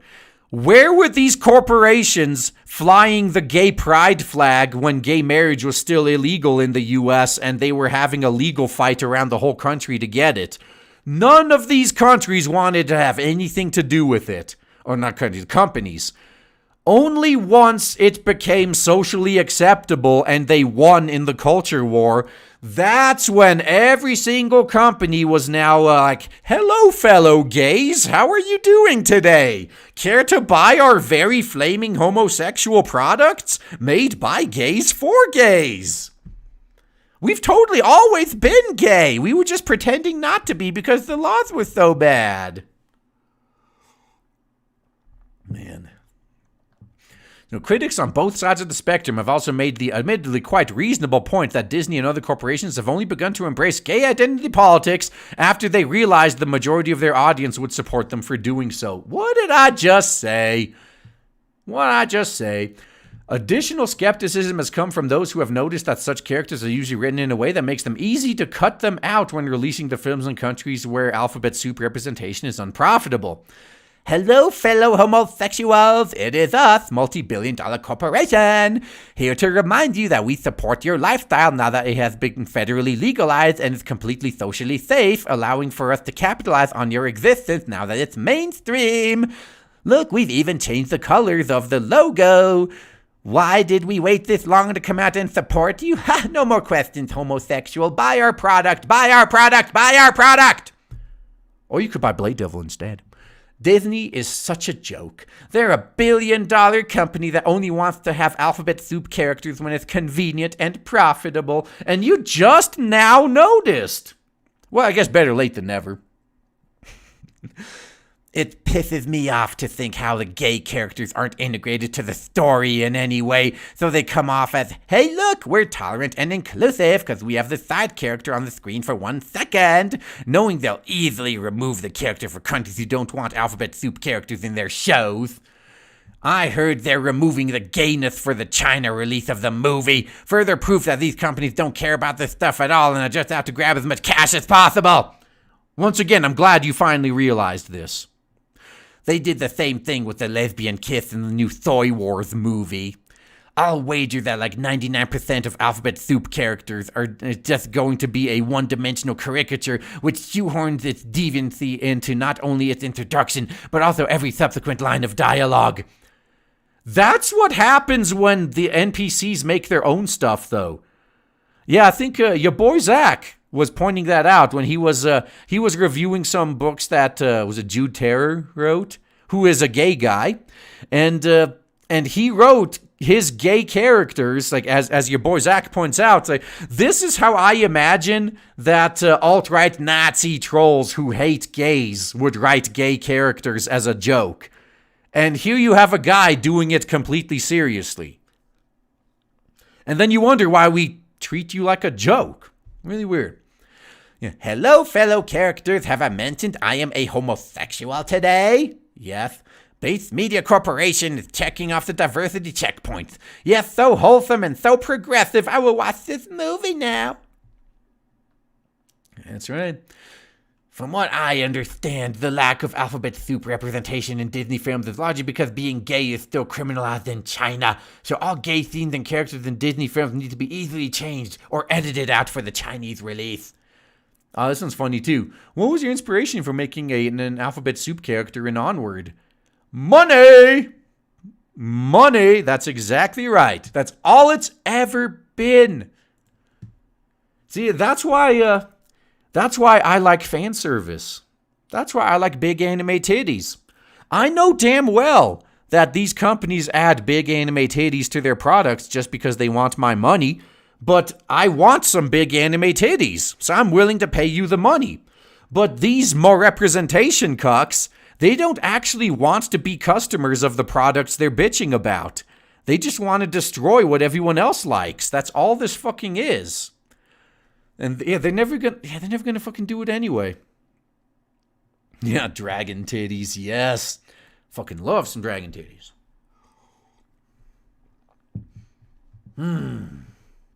Okay. Oh my god, how far was I? Oh, Suwako, thank you for the 453. What the? I'm gonna have to copy that in. What did you send me? What did you fucking send me?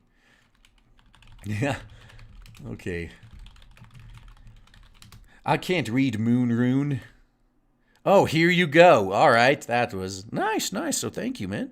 And Damashep, thank you for the 3. To be fair, Disney has supported the gays since 1990, though not much till recently. Growing up in the church, my community boycotted Disney in the 90s, so Disney was gay even when it wasn't profitable to be.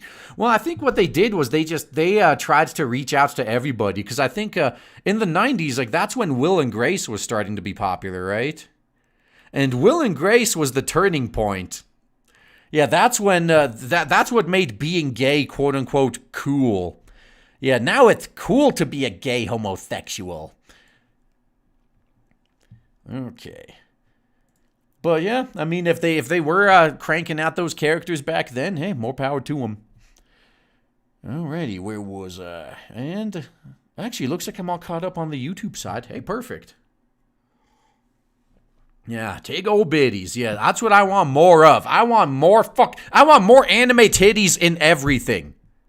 Everything needs anime titties. Even yaoi needs some anime titties in there somewhere for some reason, I'm sure.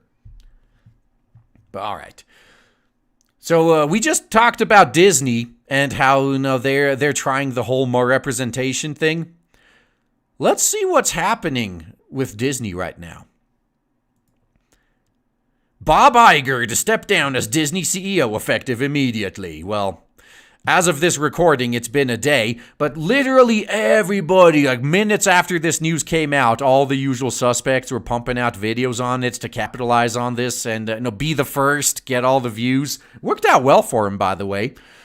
But yeah, if you guys haven't seen any of those just slews of videos that came out yesterday about this topic, Bob Iger, the former CEO of Disney, is gone. And this isn't just a regular CEO leaving, because like the Quartering correctly pointed out, CEOs don't just leave. When a CEO is about to leave or retire or even be removed, it sometimes is a process that takes years, because they got to make sure it's a smooth transition, the reins of power are properly passed along, all that good shit. None of that happened here. This came as a shock to everybody. He's just gone. I wonder what the shareholders thought of him spending over $4 billion on Soy Wars and then making it unprofitable. He bought a golden goose and then killed it. He literally paid a fortune.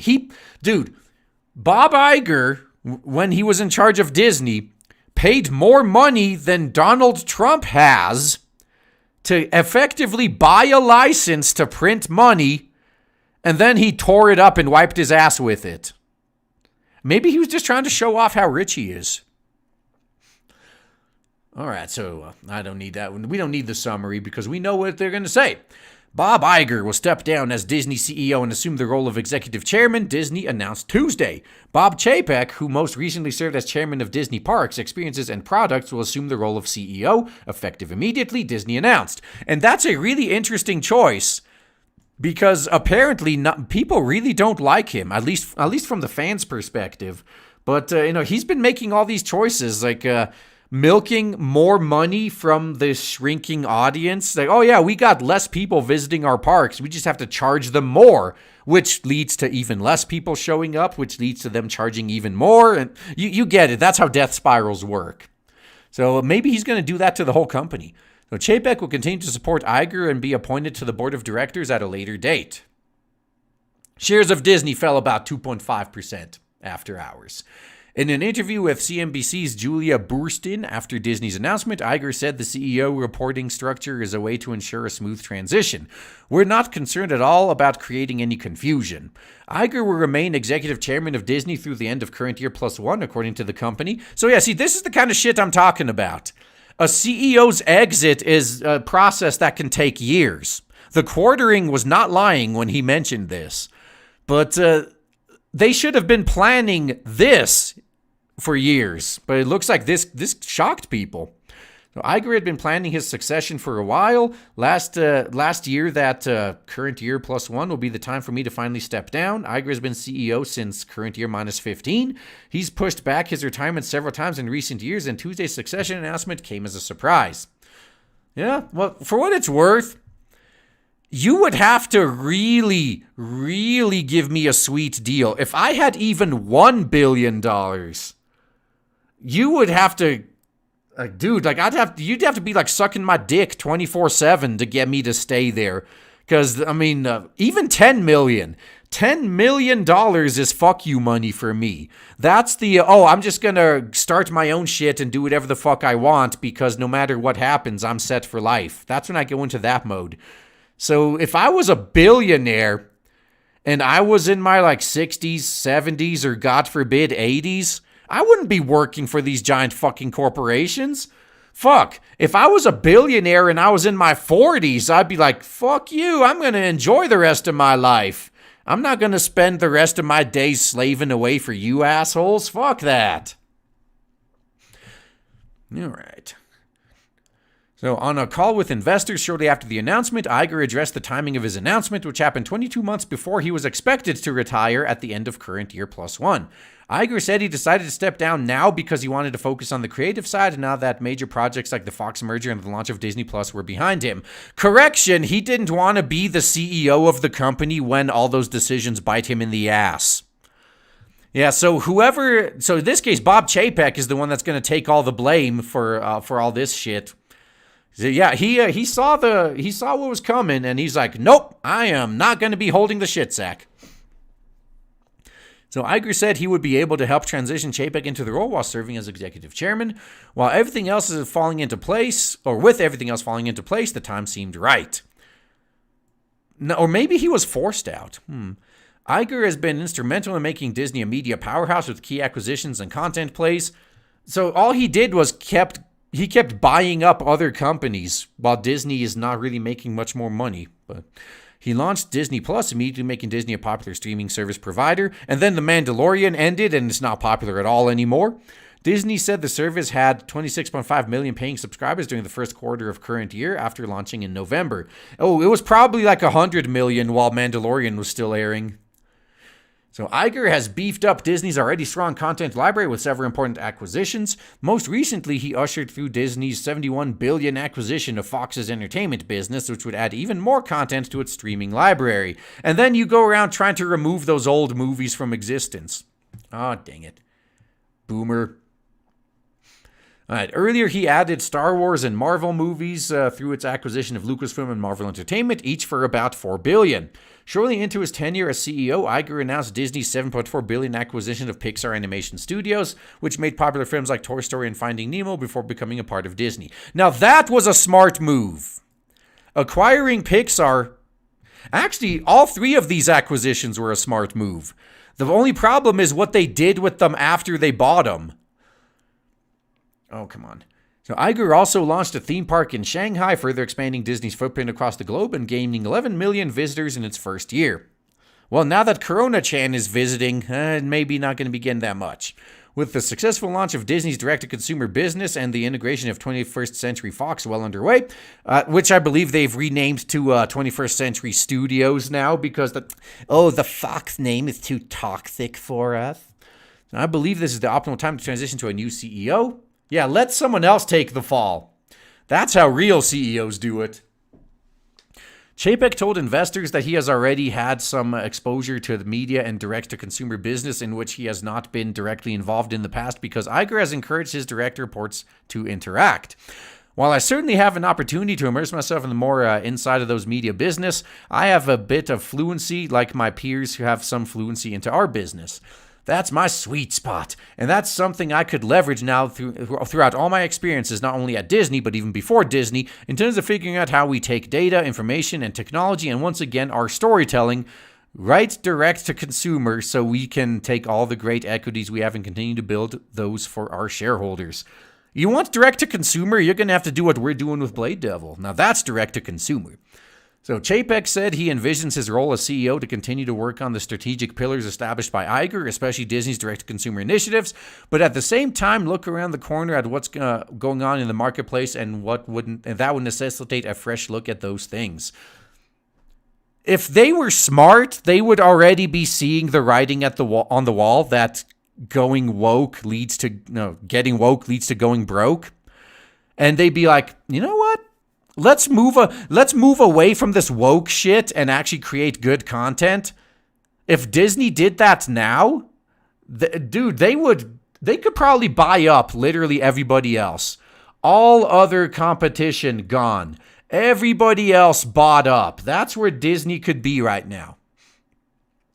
So right now, the course that Bob has laid is one that we fully intend to follow, and I think will pay dividends to shareholders for years to come. That's the important part, dividends to shareholders. You know, I know our park attendance is going to keep declining, especially after Universal puts out Nintendo World. Oh, that one's just going to destroy their asses. But yeah, we know attendance is just going to keep declining, so we're just going to charge our declining number of attendees more. Yeah, maybe once Disney is $2,000 a night, maybe that's when they'll reconsider. Yeah, Mickey Mouse with coronavirus ears. Oh man. Oh yeah. So remember, man. Remember to sign up for the Blade Devil pre-launch if you want to get some discounts and not get anally probed by this scary-looking dude. Don't want to get probed by this booty warrior, do ya?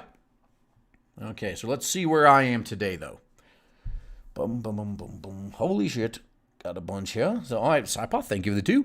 Here's one way to win. Make the gay character evil and the good guy a straight white Christian male with a sexy straight feminine woman as his wife. Also, model was an IRL lesbian. They just made the skin purple, gave her a horn and one eye. Oh, ouch. Man, can you say that they're homophobic for that? Man. But then again, you know, they keep ripping on women with big boobs, claiming they don't exist. And then every time a real life woman puts out a photo looking like this, like, look, we do exist. Then they just get dogpiled and called internalized misogyny. Is that the thing? Is that the popular thing? Yeah. All right, Alex Hill, thank you the 5. Otaku and Japanese fujoshi seem to be the only people who are able to make yuri and yaoi that actually sell. Yeah, because they make they make what they would like and they know other people would like. Here in the West, though, you got focus groups and committees that don't even like the shit they're making, and they're making it for some phantom audience that doesn't even exist. And actually, thank you another 2. YouTube doesn't seem to like the word fujoshi. Yeah, because they're cucks, that's why. Aaron number 9, thank you for the 5. As the former CEO of Racism Inc., I can confirm the long process of getting a replacement. Oh man, is Richard Spencer still the CEO of Racism Inc. these days? Yeah. Oh yeah, Zelda Skyward Sword had a gay villain. Yeah, that's true. And then there's always Tingle. He's not a villain, but I mean, he's more representation. And Jarnigi, thank you the 5. So will this be the beginning of the end, or the government will just bail them out? Oh, I'd be willing to bet money that Disney owns enough politicians that they can arrange bailouts for years to come. And Armando Montano, thank you for the 50 pesos. Hello, RGE. Need some advice. Got my first job and got thrown into the leadership position of a department that has been vacant for months. Should I stay? That's, honestly, I think I'd need more info than that, but for now, stay. Start looking for another job potentially, just to see, because if you suspect that this place is going to collapse, start looking for a new job now, but don't quit until you have a new job lined up. But alternatively, if you think you have it in you to fix the place and turn it around, like, dude, you could be a fucking CEO in your 30s, you know? If you got that desire and the ability to do so, this could be your chance to just rocket all the way up the corporate ladder. But if you don't see that as a possibility, then just stay the fuck away. Just keep going, keep the place running until you can find a better job and bail. And on the plus side, at least you could put on your resume now that you're in a leadership position. You're going to be able to apply for other jobs, for leadership positions now. So that's all good. Yeah, oh man, good point there, Toxic Man, baby. Tinko's not a villain. Have you seen how much his maps cost? Yeah, I guess my perspective is kind of warped after that fucking mysterious unison dungeon in Eternal Sonata, where part of what you had to do to fight the last boss is you had to max out your money meter to buy that last fucking shard you needed from an NPC. Yeah, so after paying, literally the maximum amount of money you can hold in the game for something, my perspective's been kind of skewed. And Law Duty Incarnate, thank you, another 5. Felice Johnson did Chris Hansen in the Boondocks. I call you Chris Handsome. I like you and I want you. We can do this the easy way or the hard way. Yeah. Oh, fuck yeah. No, I actually like to use a variant on that line. So we could do this the easy way or the fun way. You get to choose. And either way, it's going to happen. But it's either going to be the easy way or the fun way. I could do either one. Oh, and Ultimate Piss Man. What a nice name. What a nice ultimate name right there. What was that? Just saying you're sending me 200 yen? Is that it? I'm going to have to pull up the Google's Translate again. All right. I'm going to have to leave this up now, maybe. What is this? It's already 200 yen. Yeah, that's right. That's $2. The exchange rate for dollars to yen is usually, 1 to 100. I mean, it hovers, and I've seen it range from 80 to 120.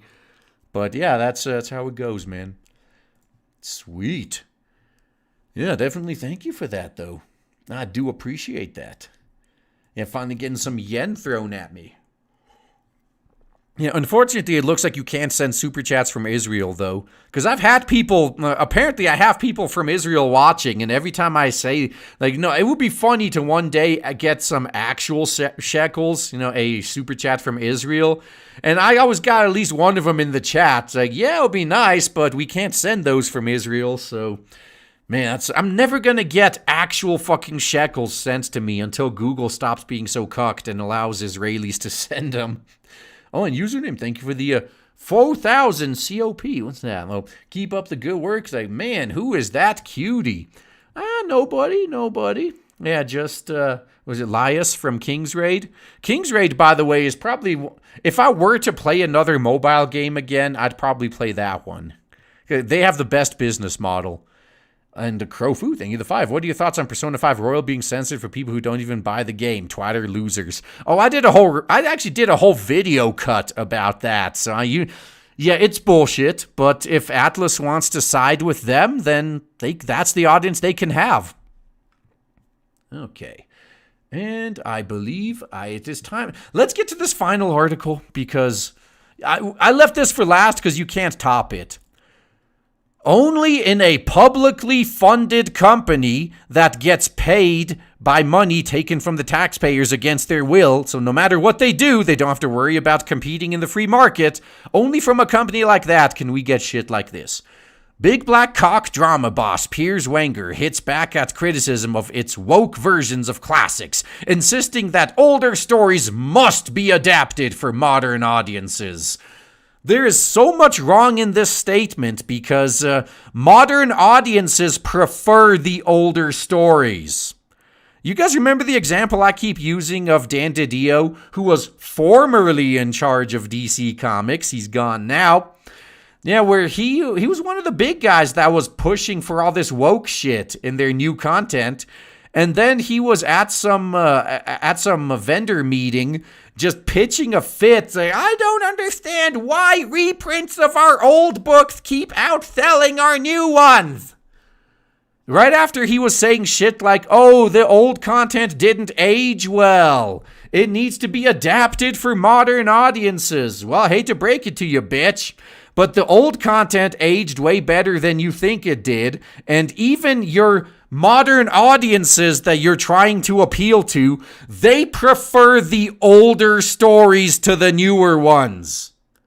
Why are you ruining what your customers actually like to appeal to some phantom audience that doesn't even fucking exist?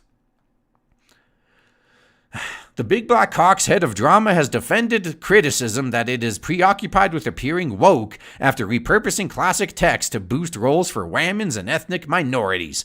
Piers Wenger said older stories must be adapted for a contemporary audience. Sure, if you want them to fail, you can do that. The broadcaster recently adapted novels to appeal to diversity-obsessed viewers, swapping male leads for female stars and casting ethnic minority actors in traditionally white roles. And examples from last year include The War of the Worlds and A Christmas Carol. I didn't even know they did that. See, nobody knows this shit's even coming out. This right here is, I believe, what I covered before, how Disney was vaulting a lot of movies now, especially from their Fox catalog. And my conspiracy theory is if they make the much superior, the much better, older, original movies inaccessible, then it's going to make their new woke garbage appear better. Because right now, every time they do a shitty woke remake of an existing story, everyone can just compare it to the existing story and go, what is this garbage? Why would you even look at this new shit when you have the much superior older one still available? So these companies hear you and they're like, fine, we're just going to make the superior older stuff not available. To everyone but the pirates, anyway. So Mr. Wenger, the Big Black Cock's controller of drama commissioning, said, they were adaptations of books that were written a long time ago, hundreds of years ago, but we are repurposing them for a contemporary audience. How much of a failure do you have to be? Why do the people who determine whether or not you stay employed, why don't they recognize this? Here you have a guy who took good older stories and ruined them. And even now, he claims that he's making them for a contemporary audience, but the contemporary audience that he claims he's making these movies, these stories for, clearly still prefer the older ones. How is this not evidence that this fucker has absolutely failed in his job? Dude, if this was me, I would expect my boss to fire my ass.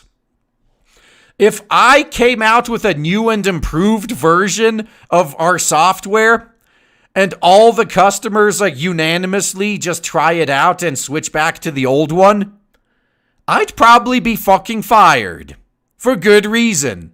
And then to add insult to injury, imagine if the new customers that we made this new product to try to appeal to, if even they, because I could understand older existing customers sticking with what they already know, but imagine if we showed off the new product to a new customer, a potential new customer, and that customer was like, could we just have that older one? That one looked way better.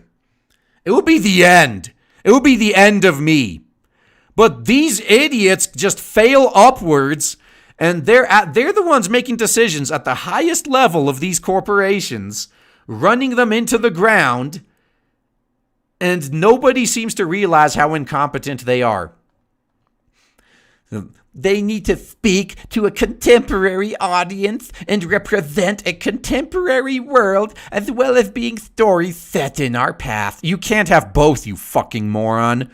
If it's a story set in the past and you alter it to fit a contemporary world, it's no longer a story about the past. It's historical fiction. That's all it is. There's a genre for that. It's called historical fiction. That's the point of adaptation. You do that with everything. Yeah, this is the same shit that if you've been in anime for a while and Japanese gaming, you know this argument. Oh, this is called localization. We don't just translate. Even though we want them to just translate. I really object when I hear the word woke used in a pejorative way, because what does woke really mean? Well, it means you're going to be in the breadlines here soon. That's what it means. If it means equality being important and fair representation being important, then absolutely, that is important to me. Only at a publicly funded company where they get all their money stolen from taxpayers against their will can something like this be said. This guy would not last 2 seconds in the private industry where he actually has to stay competitive to make money. Whether that is what woke means, I don't really know, but I do think that equality, fair representation, and portrayal are all things that matter hugely to the big black cock, and it would be a dereliction of our duty if we didn't do those particular initiatives, or we didn't own those particular initiatives. Mr. Wenger also said it would be a massive loss and a shame if the Big Black Cock moves to become a Netflix-style subscription service. Yeah, it would be a shame because you would be out of business. The only reason the Big Black Cock is still around is because it's publicly funded. If they had to compete on the free market, they would be gone. Fucking over. I'm looking forward to the British government cutting them off. I really hope Boris Johnson does it. That would be the funniest shit. Yeah. Oh, man. Yeah, fan sub is greater than a corporate wokerizer. Yeah, I agree. Yeah, and oh, God, even funnier. One of my friends pointed this out. Where you had one of these cucks that was out saying like, oh, anime the business, they're gonna have to learn to make things that appeal to a more Western audience if they want more money and all that shit. And if you look back a few years in his timeline, he was bitching so hard about the 4Kids dubs, and yet he's fine with Funimation doing the same shit 4Kids did years ago. Fucking funny how it works out. Funny how quickly people cuck. Alrighty, so where was I? Okay, I'm all caught up there. Maybe I'm all caught up here, and then we could just jump straight into the rant. Yeah, I kind of want to end relatively on time. Actually, I do have a lot of Blade Devil related work to still do, so it's going to happen. Yeah, and then Devin Stark, thank you for the 2. Wider audience exists, they just aren't customers. That is true. That is right, man.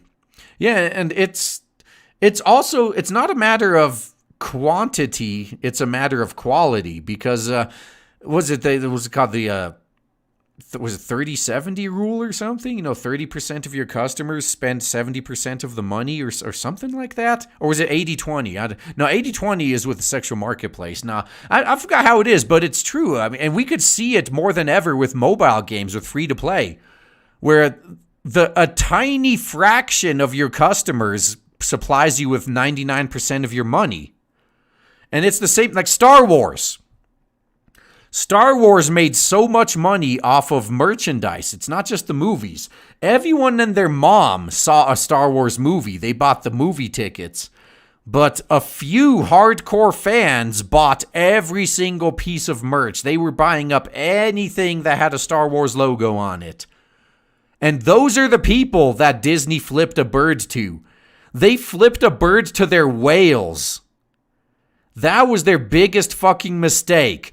It would be like a free-to-play mobile game deciding like, oh yeah, you know, the 1% of you that pay 99% of the money into the game, well, you're being outvoted by the 99% that want things this other way, so fuck you. If you don't like it, you can leave. And then the next day, they're like, why are we making no money now? We have a bigger audience, but we're not making any money. What is going on? I don't understand. Meanwhile, all the fans that they told to fuck off, all their whales are like, no shit, Sherlock. We were the ones, like, we may have been 1% of your audience, but we were paying 99% of your bills. This is the one exception to going with what most of your audience wants. Man, not going to end well, man. Not at all.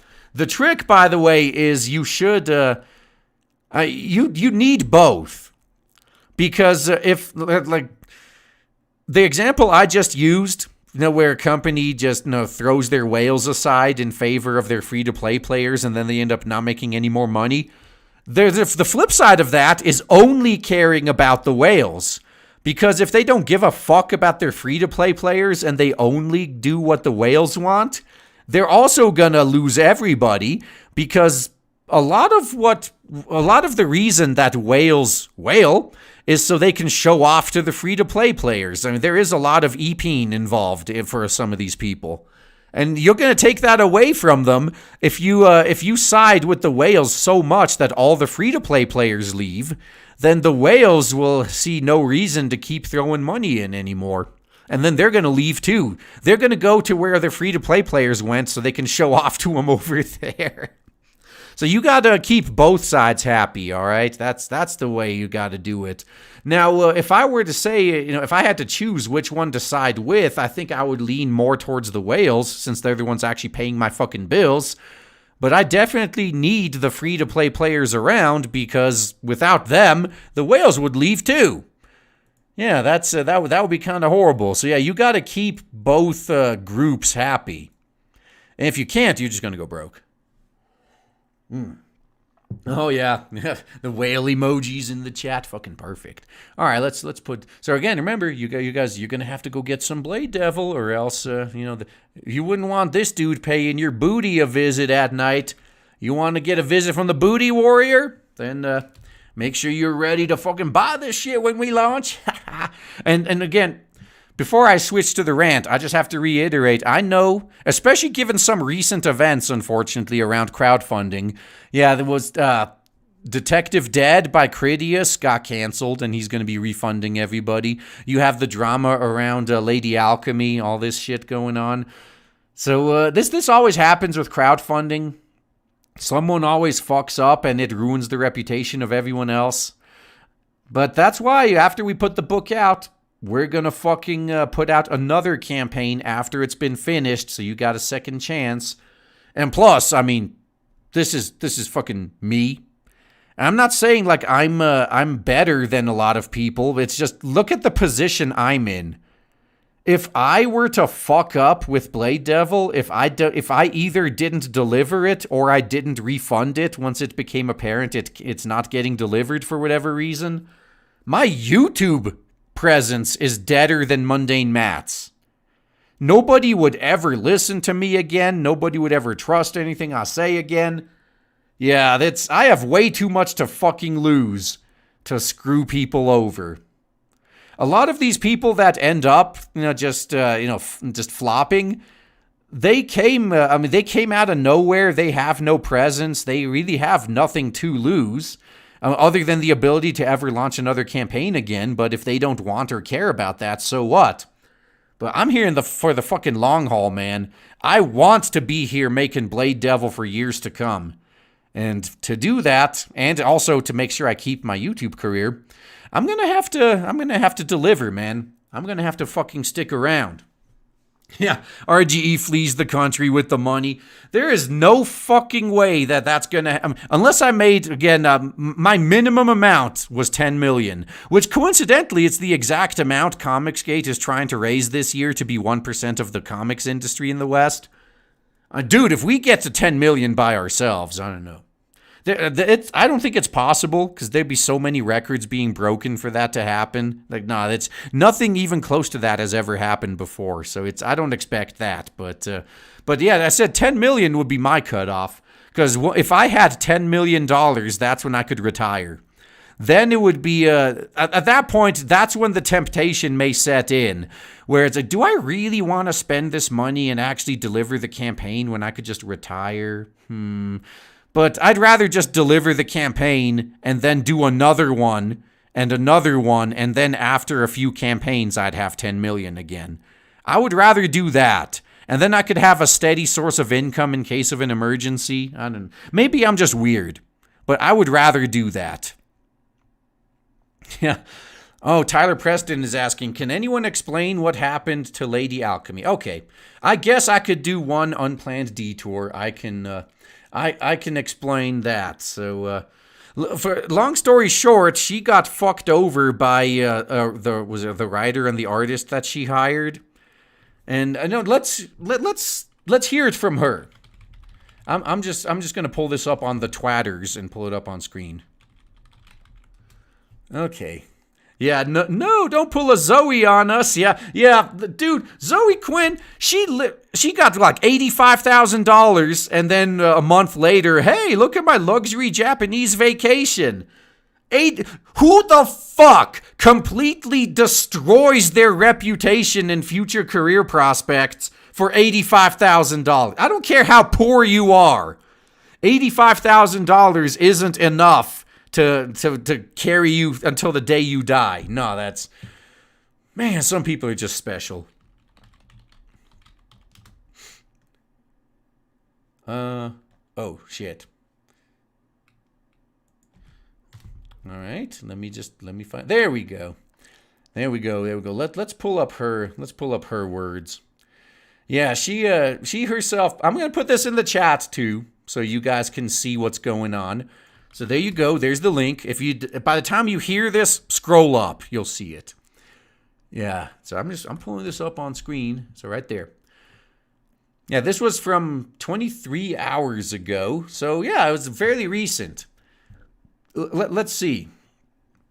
So you got her talking with her artists, or this is the final. No, I don't want to get anything wrong. So the final letter that she sent to her previous artist, listing why they won't be working with them anymore. So yes, if you don't know, she actually got a little bit into the book and then had to scrap it and start over from scratch. Unfortunately, she kind of got fucked over. Yeah. So the project has been a huge burden. I'm just gonna read it. This project is becoming a huge burden on me. The backers are starting to say this is a scam, and we do not even have a projected date to give them when they ask. This is my reputation and my name on the line, as well as my debt to deal with. We had a year to complete this, which is significantly longer than it takes to make a comic book. I am now days away from moving back to the U.S., and there are the holidays, and at this point this is the point I wanted to be completed with all the art and script and start to get things into print. Now there is a huge burden on me that I'm trying to handle in my personal life. At this point, not only has it been a year, but 4 months late to our scheduled completion, with not even a quarter of the book completed, and not even a storyboard. I have spoken to backers and official ComicGate people, and they have said that a completed storyboard should have been the first thing done, preferably before we even launch the campaign. Yup, she's not lying. I have spoken to backers and, I read that. A year and 4 months later, we do not even have a storyboard. The two of you started to talk over me, insisting I am not being realistic to storyboard the whole story. And she's not talking like the whole story of like the entire 3 million book arc or whatever you're planning. Just one book. All you need to actually storyboard is one book. Yeah, you should have the high level story written all the way to the end, but this is one fucking book, man. Just one. Yet, according to the professionals, this is exactly the thing that needs to be sorted out immediately. Whew. Man, she got fucked. And not in the good way. Another issue I have after speaking with industry professionals is the story itself. It seems to everyone that the story as is not a Lady Alchemy comic book, which is what the backers paid for. Every Lady Alchemy element we pitched to the backers is not in the story, but replaced with Major Grubert. At this point, this is a Major Grubert comic book, not a Lady Alchemy comic book. Lady Alchemy doesn't even appear until page 13. Holy shit. See, we show our main character in the first page. Yeah, and everyone said that is absolutely insane. The story is in the perspective of Major Grubert, and Lady Alchemy has become a secondary character. There is nothing in the story that makes Lady Alchemy a driving force. Major Grubert is the main character. It came to my attention that Major Grubert is in fact a copyrighted Marvel comic book character already.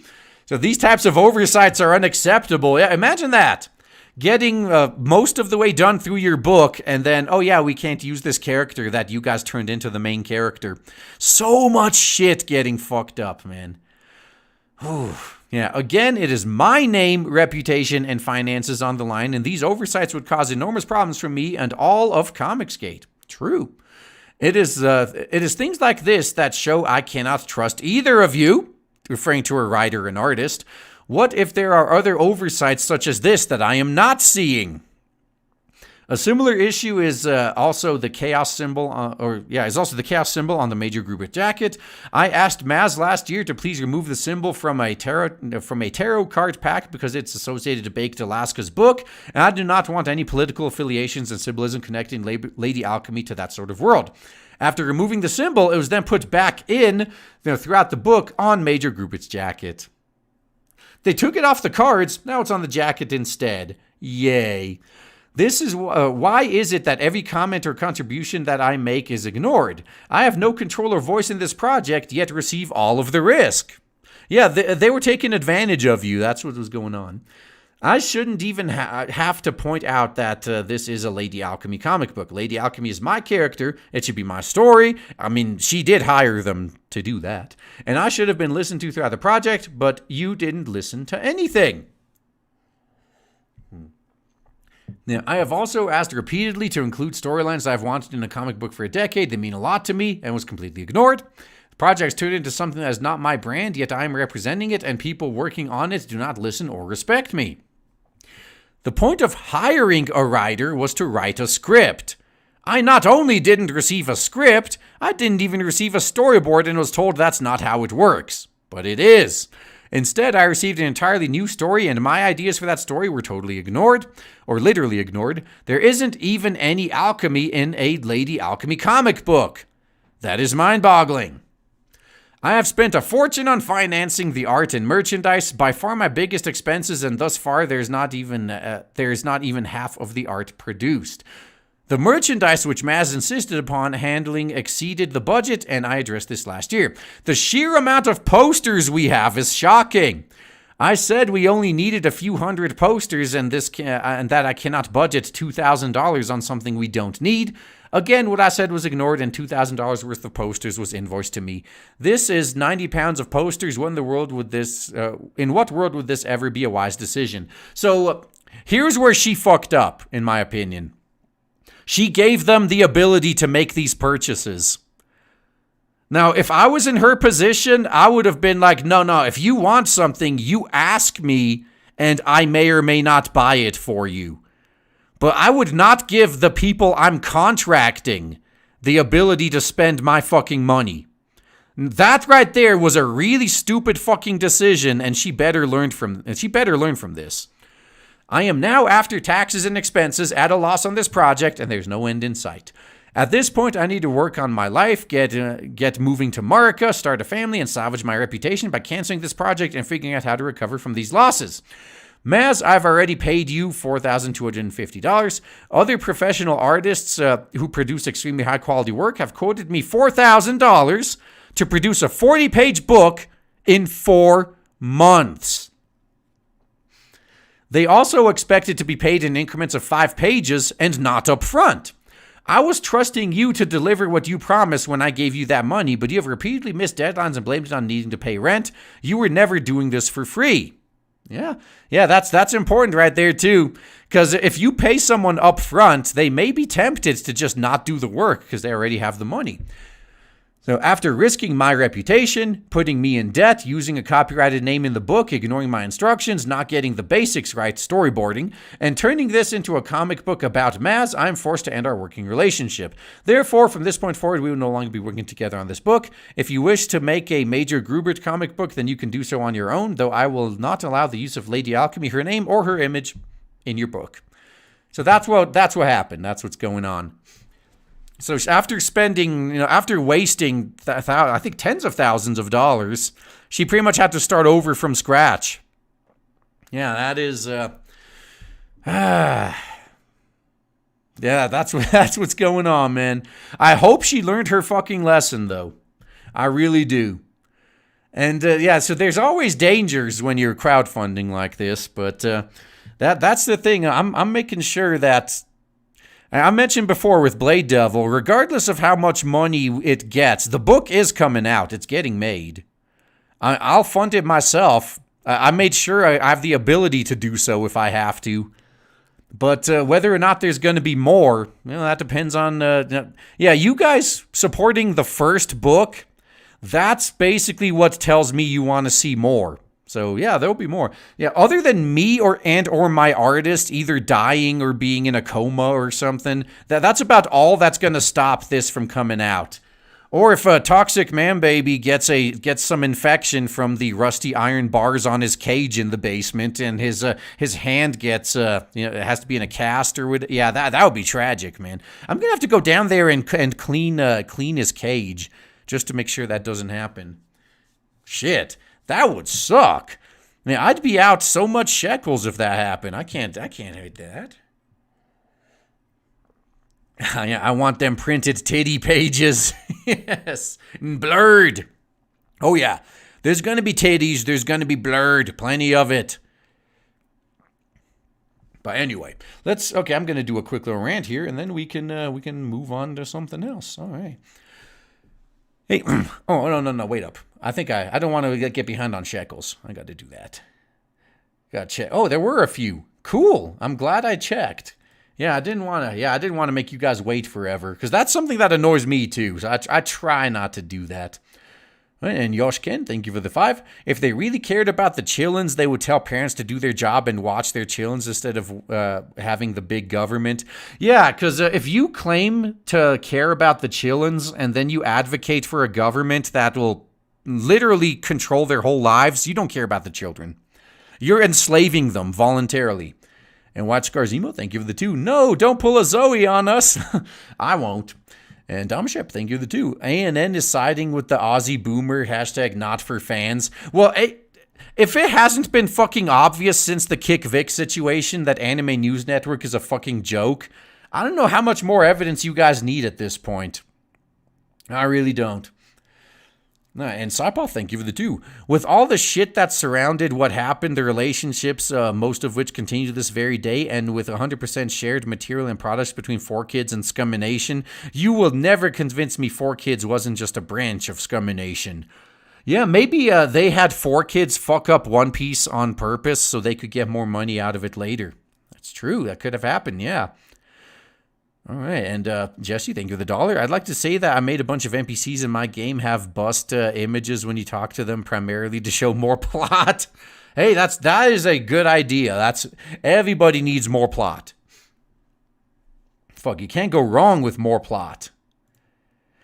All righty. So where's I? Okay, where's it going? There we go. Let's pick this one from the list.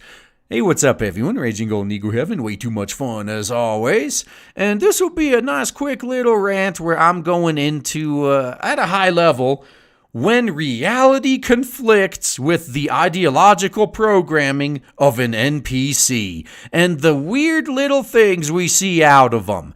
And in this case, I'm actually going to just jump straight into Get Woke, Go Broke, and Hollywood. And what brought this on? Well, the director of Terminator Woke Fate, who also directed Deadpool and some other actually successful movies. Yeah, I think he was on the Sonic movie as well, I believe, in some capacity. He pretty much admitted that it's like, yeah, Get Woke, Go Broke happened. And in that interview, both him and the interviewer were like, oh, I can't believe people would actually think this way, though. Oh my God, we can't have movies with Whammons as the main characters. Like, what? No. Nobody thinks that. Nobody is going around ripping on how bad Aliens was, for example. Everybody loves that movie. Everybody loved Tomb Raider, at least the games. Yeah, guys, I'm a guy. Last I checked anyway, I'm still a guy. When I'm given the choice, at least in anime-style games, I always play a female character just because that's what's pleasing for me to look at. We don't mind female characters. We just hate bad female characters, which is what they're trying to force on us. But either way, that was just a tangent. Why did I bring that up? I don't know if they were just acting or they were saying what they have to say to avoid being deplatformed, but it really struck me as kind of fucking hilarious at how shocked they were. Yeah, that when their ideology just comes crashing down and has to face reality, and I like to think they're pretending that they didn't see this coming. I like to think they're just paying lip service so they don't get canceled. But sadly, in some of these people's cases, they legitimately believe the shit they spew. They drink their own poisoned Kool-Aid, and they believe that shit. And then when it falls apart, they're like, well, I am so shocked that this stuff we made for modern contemporary audiences that's all about diversity and representation didn't actually work. I thought this is what everybody wanted. Now, the reason I find that hard to believe, and I think they're just paying lip service, is if they watched their own content, they wouldn't be saying that. That's one of the things we set for Blade Devil, by the way. If I look at it, if I read it, and I'm just like cringing, no, it's going away. And I find it hard to believe that anybody could watch this get woke, go broke garbage that Hollywood is putting out and actually enjoy it. Nobody enjoys it. They made it entirely as a lecture. They created these products to lecture their customers on something and indoctrinate them into an ideology. Even they didn't like this crap. So while Hollywood is there just getting shocked, and they're forced to admit it, though. They're forced to admit that, maybe we need to change the way things work because our ideology has failed. Now, they're probably not going to back off on it completely, but we may see a little bit less of it. It'll be less prominent. But then we have another very prominent example, speaking of that.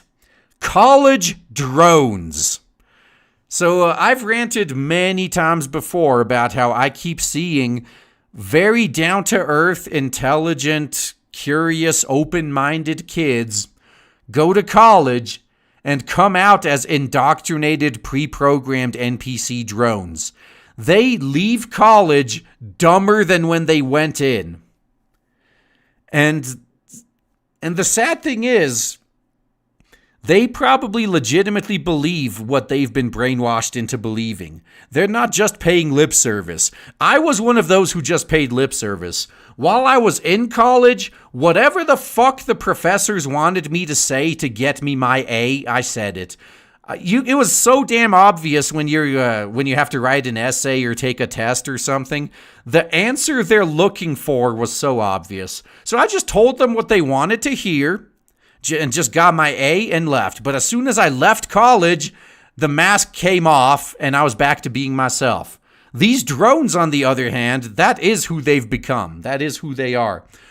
And they learn right away that reality is not in line with what they've been programmed because they were tricked into spending sometimes hundreds of thousands of dollars on a worthless degree and focusing on activism instead of developing useful skills. And then they get out into the real world and they don't have that college safe space to hide in anymore. And they realize they're unemployable. they can't get a job. Nobody wants a fucking career activist with a horrible attitude. The only one who's going to pay you is George Soros, and he's just going to pay you to be a professional protester. That's the only job you're ever going to be able to get outside of a Starbucks. And you could have gotten that barista job without a degree. And that right there is something I keep trying to tell people, because certain degrees, you don't need a degree to get into that job. You could be at that... Dude, what would you rather have? Would you rather have wasted 4 years getting a useless degree and then maybe getting that job at $30,000 starting pay? Or would you rather just get that same job at the $35,000 or $30,000 starting salary, and in those 4 years you would have wasted at college, you've worked your way up the ladder a bit and you're at $45,000 now? You'd be way fucking better off. I'm not saying don't go to college. I'm saying do your research first and determine if you actually fucking need to go to college. That's what you need to be concerned with. Because otherwise you're going to end up like these damn kids. You're going to be out of college and then you're going to realize, I'm fucked. I have no skills. There's no job openings for activists. I can't do anything. I wasn't trained to actually, be independent. So that's what school's supposed to do, by the way. It's supposed to prepare you for the real world. But in current year, school is shielding you from the real world, and then they throw you out into it completely unprepared. And they have to come to terms with the fact that they are useless. And I actually do feel sorry for those who try to fix it, and a lot of times successfully. They realize they fucked up, they find out what they have to do to get back on track, and they get back on track and they fix shit. But most of them, unfortunately, don't do that. Most of these NPCs, when reality conflicts with their ideology, they double down. Like, oh, in this case, if the real world isn't going to give me my free shit to support me because I have a useless degree and I can't get a job, I'm just going to vote people into office on the premise of them giving me free shit. I'm just going to join Antifa and bike lock people in the back of the head. Yeah, because that's how I'm going to be successful. Because even after achieving the socialist utopia, getting rid of the people whose taxes pay for my rations, that's the best fucking idea. And I bring this rant up just because I expect to see a lot more of this in the near future. These brainwashed drones having to come to terms with the fact that reality is not what their ideology told them it was. And while a few of the smarter ones are going to choose the side of reality, we're going to have to be prepared to deal with mobs and upon mobs upon mobs of other drones that refuse to let go of what they've been programmed to do. We're in for some interesting times, people. That's all I got to say, guys. Thanks for listening. Yup. A for college is adult daycare. That is so fucking true, man. So fucking true. Yeah, by design, perhaps? Yeah, that's the conspiracy theory, isn't it? If I was a socialist and everybody was self-sufficient, nobody would vote for me. So my solution would be to make at least 51% of the population dependent on the government. Now all of a sudden we're socialist, because none of these guys who are dependent on the government are going to vote to take away their free government gibs. So that's how you do it. Oh, and Linksbro, thank you for the 2. Jesus, honestly, I feel really bad for Lady Alchemy. I didn't even know this was going on. Yeah, she made mistakes, but she got screwed over so badly, I can't help but feel bad for her. Hopefully the cunts who screwed her over and will never work again. Well, I don't know. I actually don't know what's going to be happening on their side. But yeah, that, oh my God, that, just thinking about that, and at least when Donald DeLay and Nasser had their breakup, it wasn't anywhere near this level of people getting screwed over. So, by the way, Brutus the Badass is done. Yeah, Brutus the Badass is finished. It's just they can't print it because coronavirus, but it's on the way. Yeah, Fat Man 56, thank you the 5. Of course, you showing the hero right at the beginning because I got the tar right here. Who bought the feathers? Time to make RGE look like an eagle. Ah. Yeah, yeah. Yeah, that's it. That would be one way. That would be. Cover me with the freaking brown feathers. Yeah. Sonic 15, thank you for the 5. The female characters they're trying to push are the female equivalent of the boys from Superbad. Oh, man. Yeah, nobody likes them. God, it's again, just like what Diversity in Comics said when he was going over some of the stuff that Jude Terror wrote. And, here you got a gay man writing books featuring gay characters. And the impression that I get is, no, this is like a parody that someone who hates gay people would write. If I just wanted to write something to make gay people into a joke and just go all for all the extreme stereotypes, that's what I would write. But this is a gay guy who's doing it unironically and expects to be taken seriously. That's the funniest part about that entire situation. Fuck. All right. By the way, I do believe I will be, I'll probably be calling it right here, man. Yeah, thank you guys again for hanging out with me this a fine Wednesday night. Let us see who else. Oh, Salty Cracker was streaming as well. Oh, wait, he got his streaming back? That's pretty cool. Oh, yeah, and I did see Gabby in the chat earlier. And oh, perfect. Oh, so speaking of that, yeah, Vince and Gabby right now they're watching Shield Hero over on D Live. You guys missed that whole Mystery Science Theater 3000 formula you can't do on YouTube anymore because this is a copyright violation and some shit. Yeah, they could do that on D Live. So yeah, head over there to our friends over at Yo Nibs TV. Yeah, Clyde doesn't seem to be there today, but yeah, Vince and Gabby are there watching some Shield Hero, Mystery Science Theater 3000 style. So Go give them a raid if you don't mind hopping platforms over to D Live. Tell them I said hi. Enjoy their show. I'm going to do one more check to make sure I don't forget anything. And otherwise, yeah, I'll be seeing y'all on Friday and Saturday and the big stream on Sunday. So yeah, remember, man, Blade Devil launch stream this Sunday. It's going to be huge. If we do well enough, dude, as long as I can stay entertaining, I'll do a 24-hour stream if I have to. Fuck, we're doing this, man. We're gonna have a real fun time then. But yeah, again, thank you all for hanging out with me. Head over to Yo Nibs TV on D Live, and yeah, I'll be seeing you back here on Friday, man. Hope you guys enjoy the rest of your week.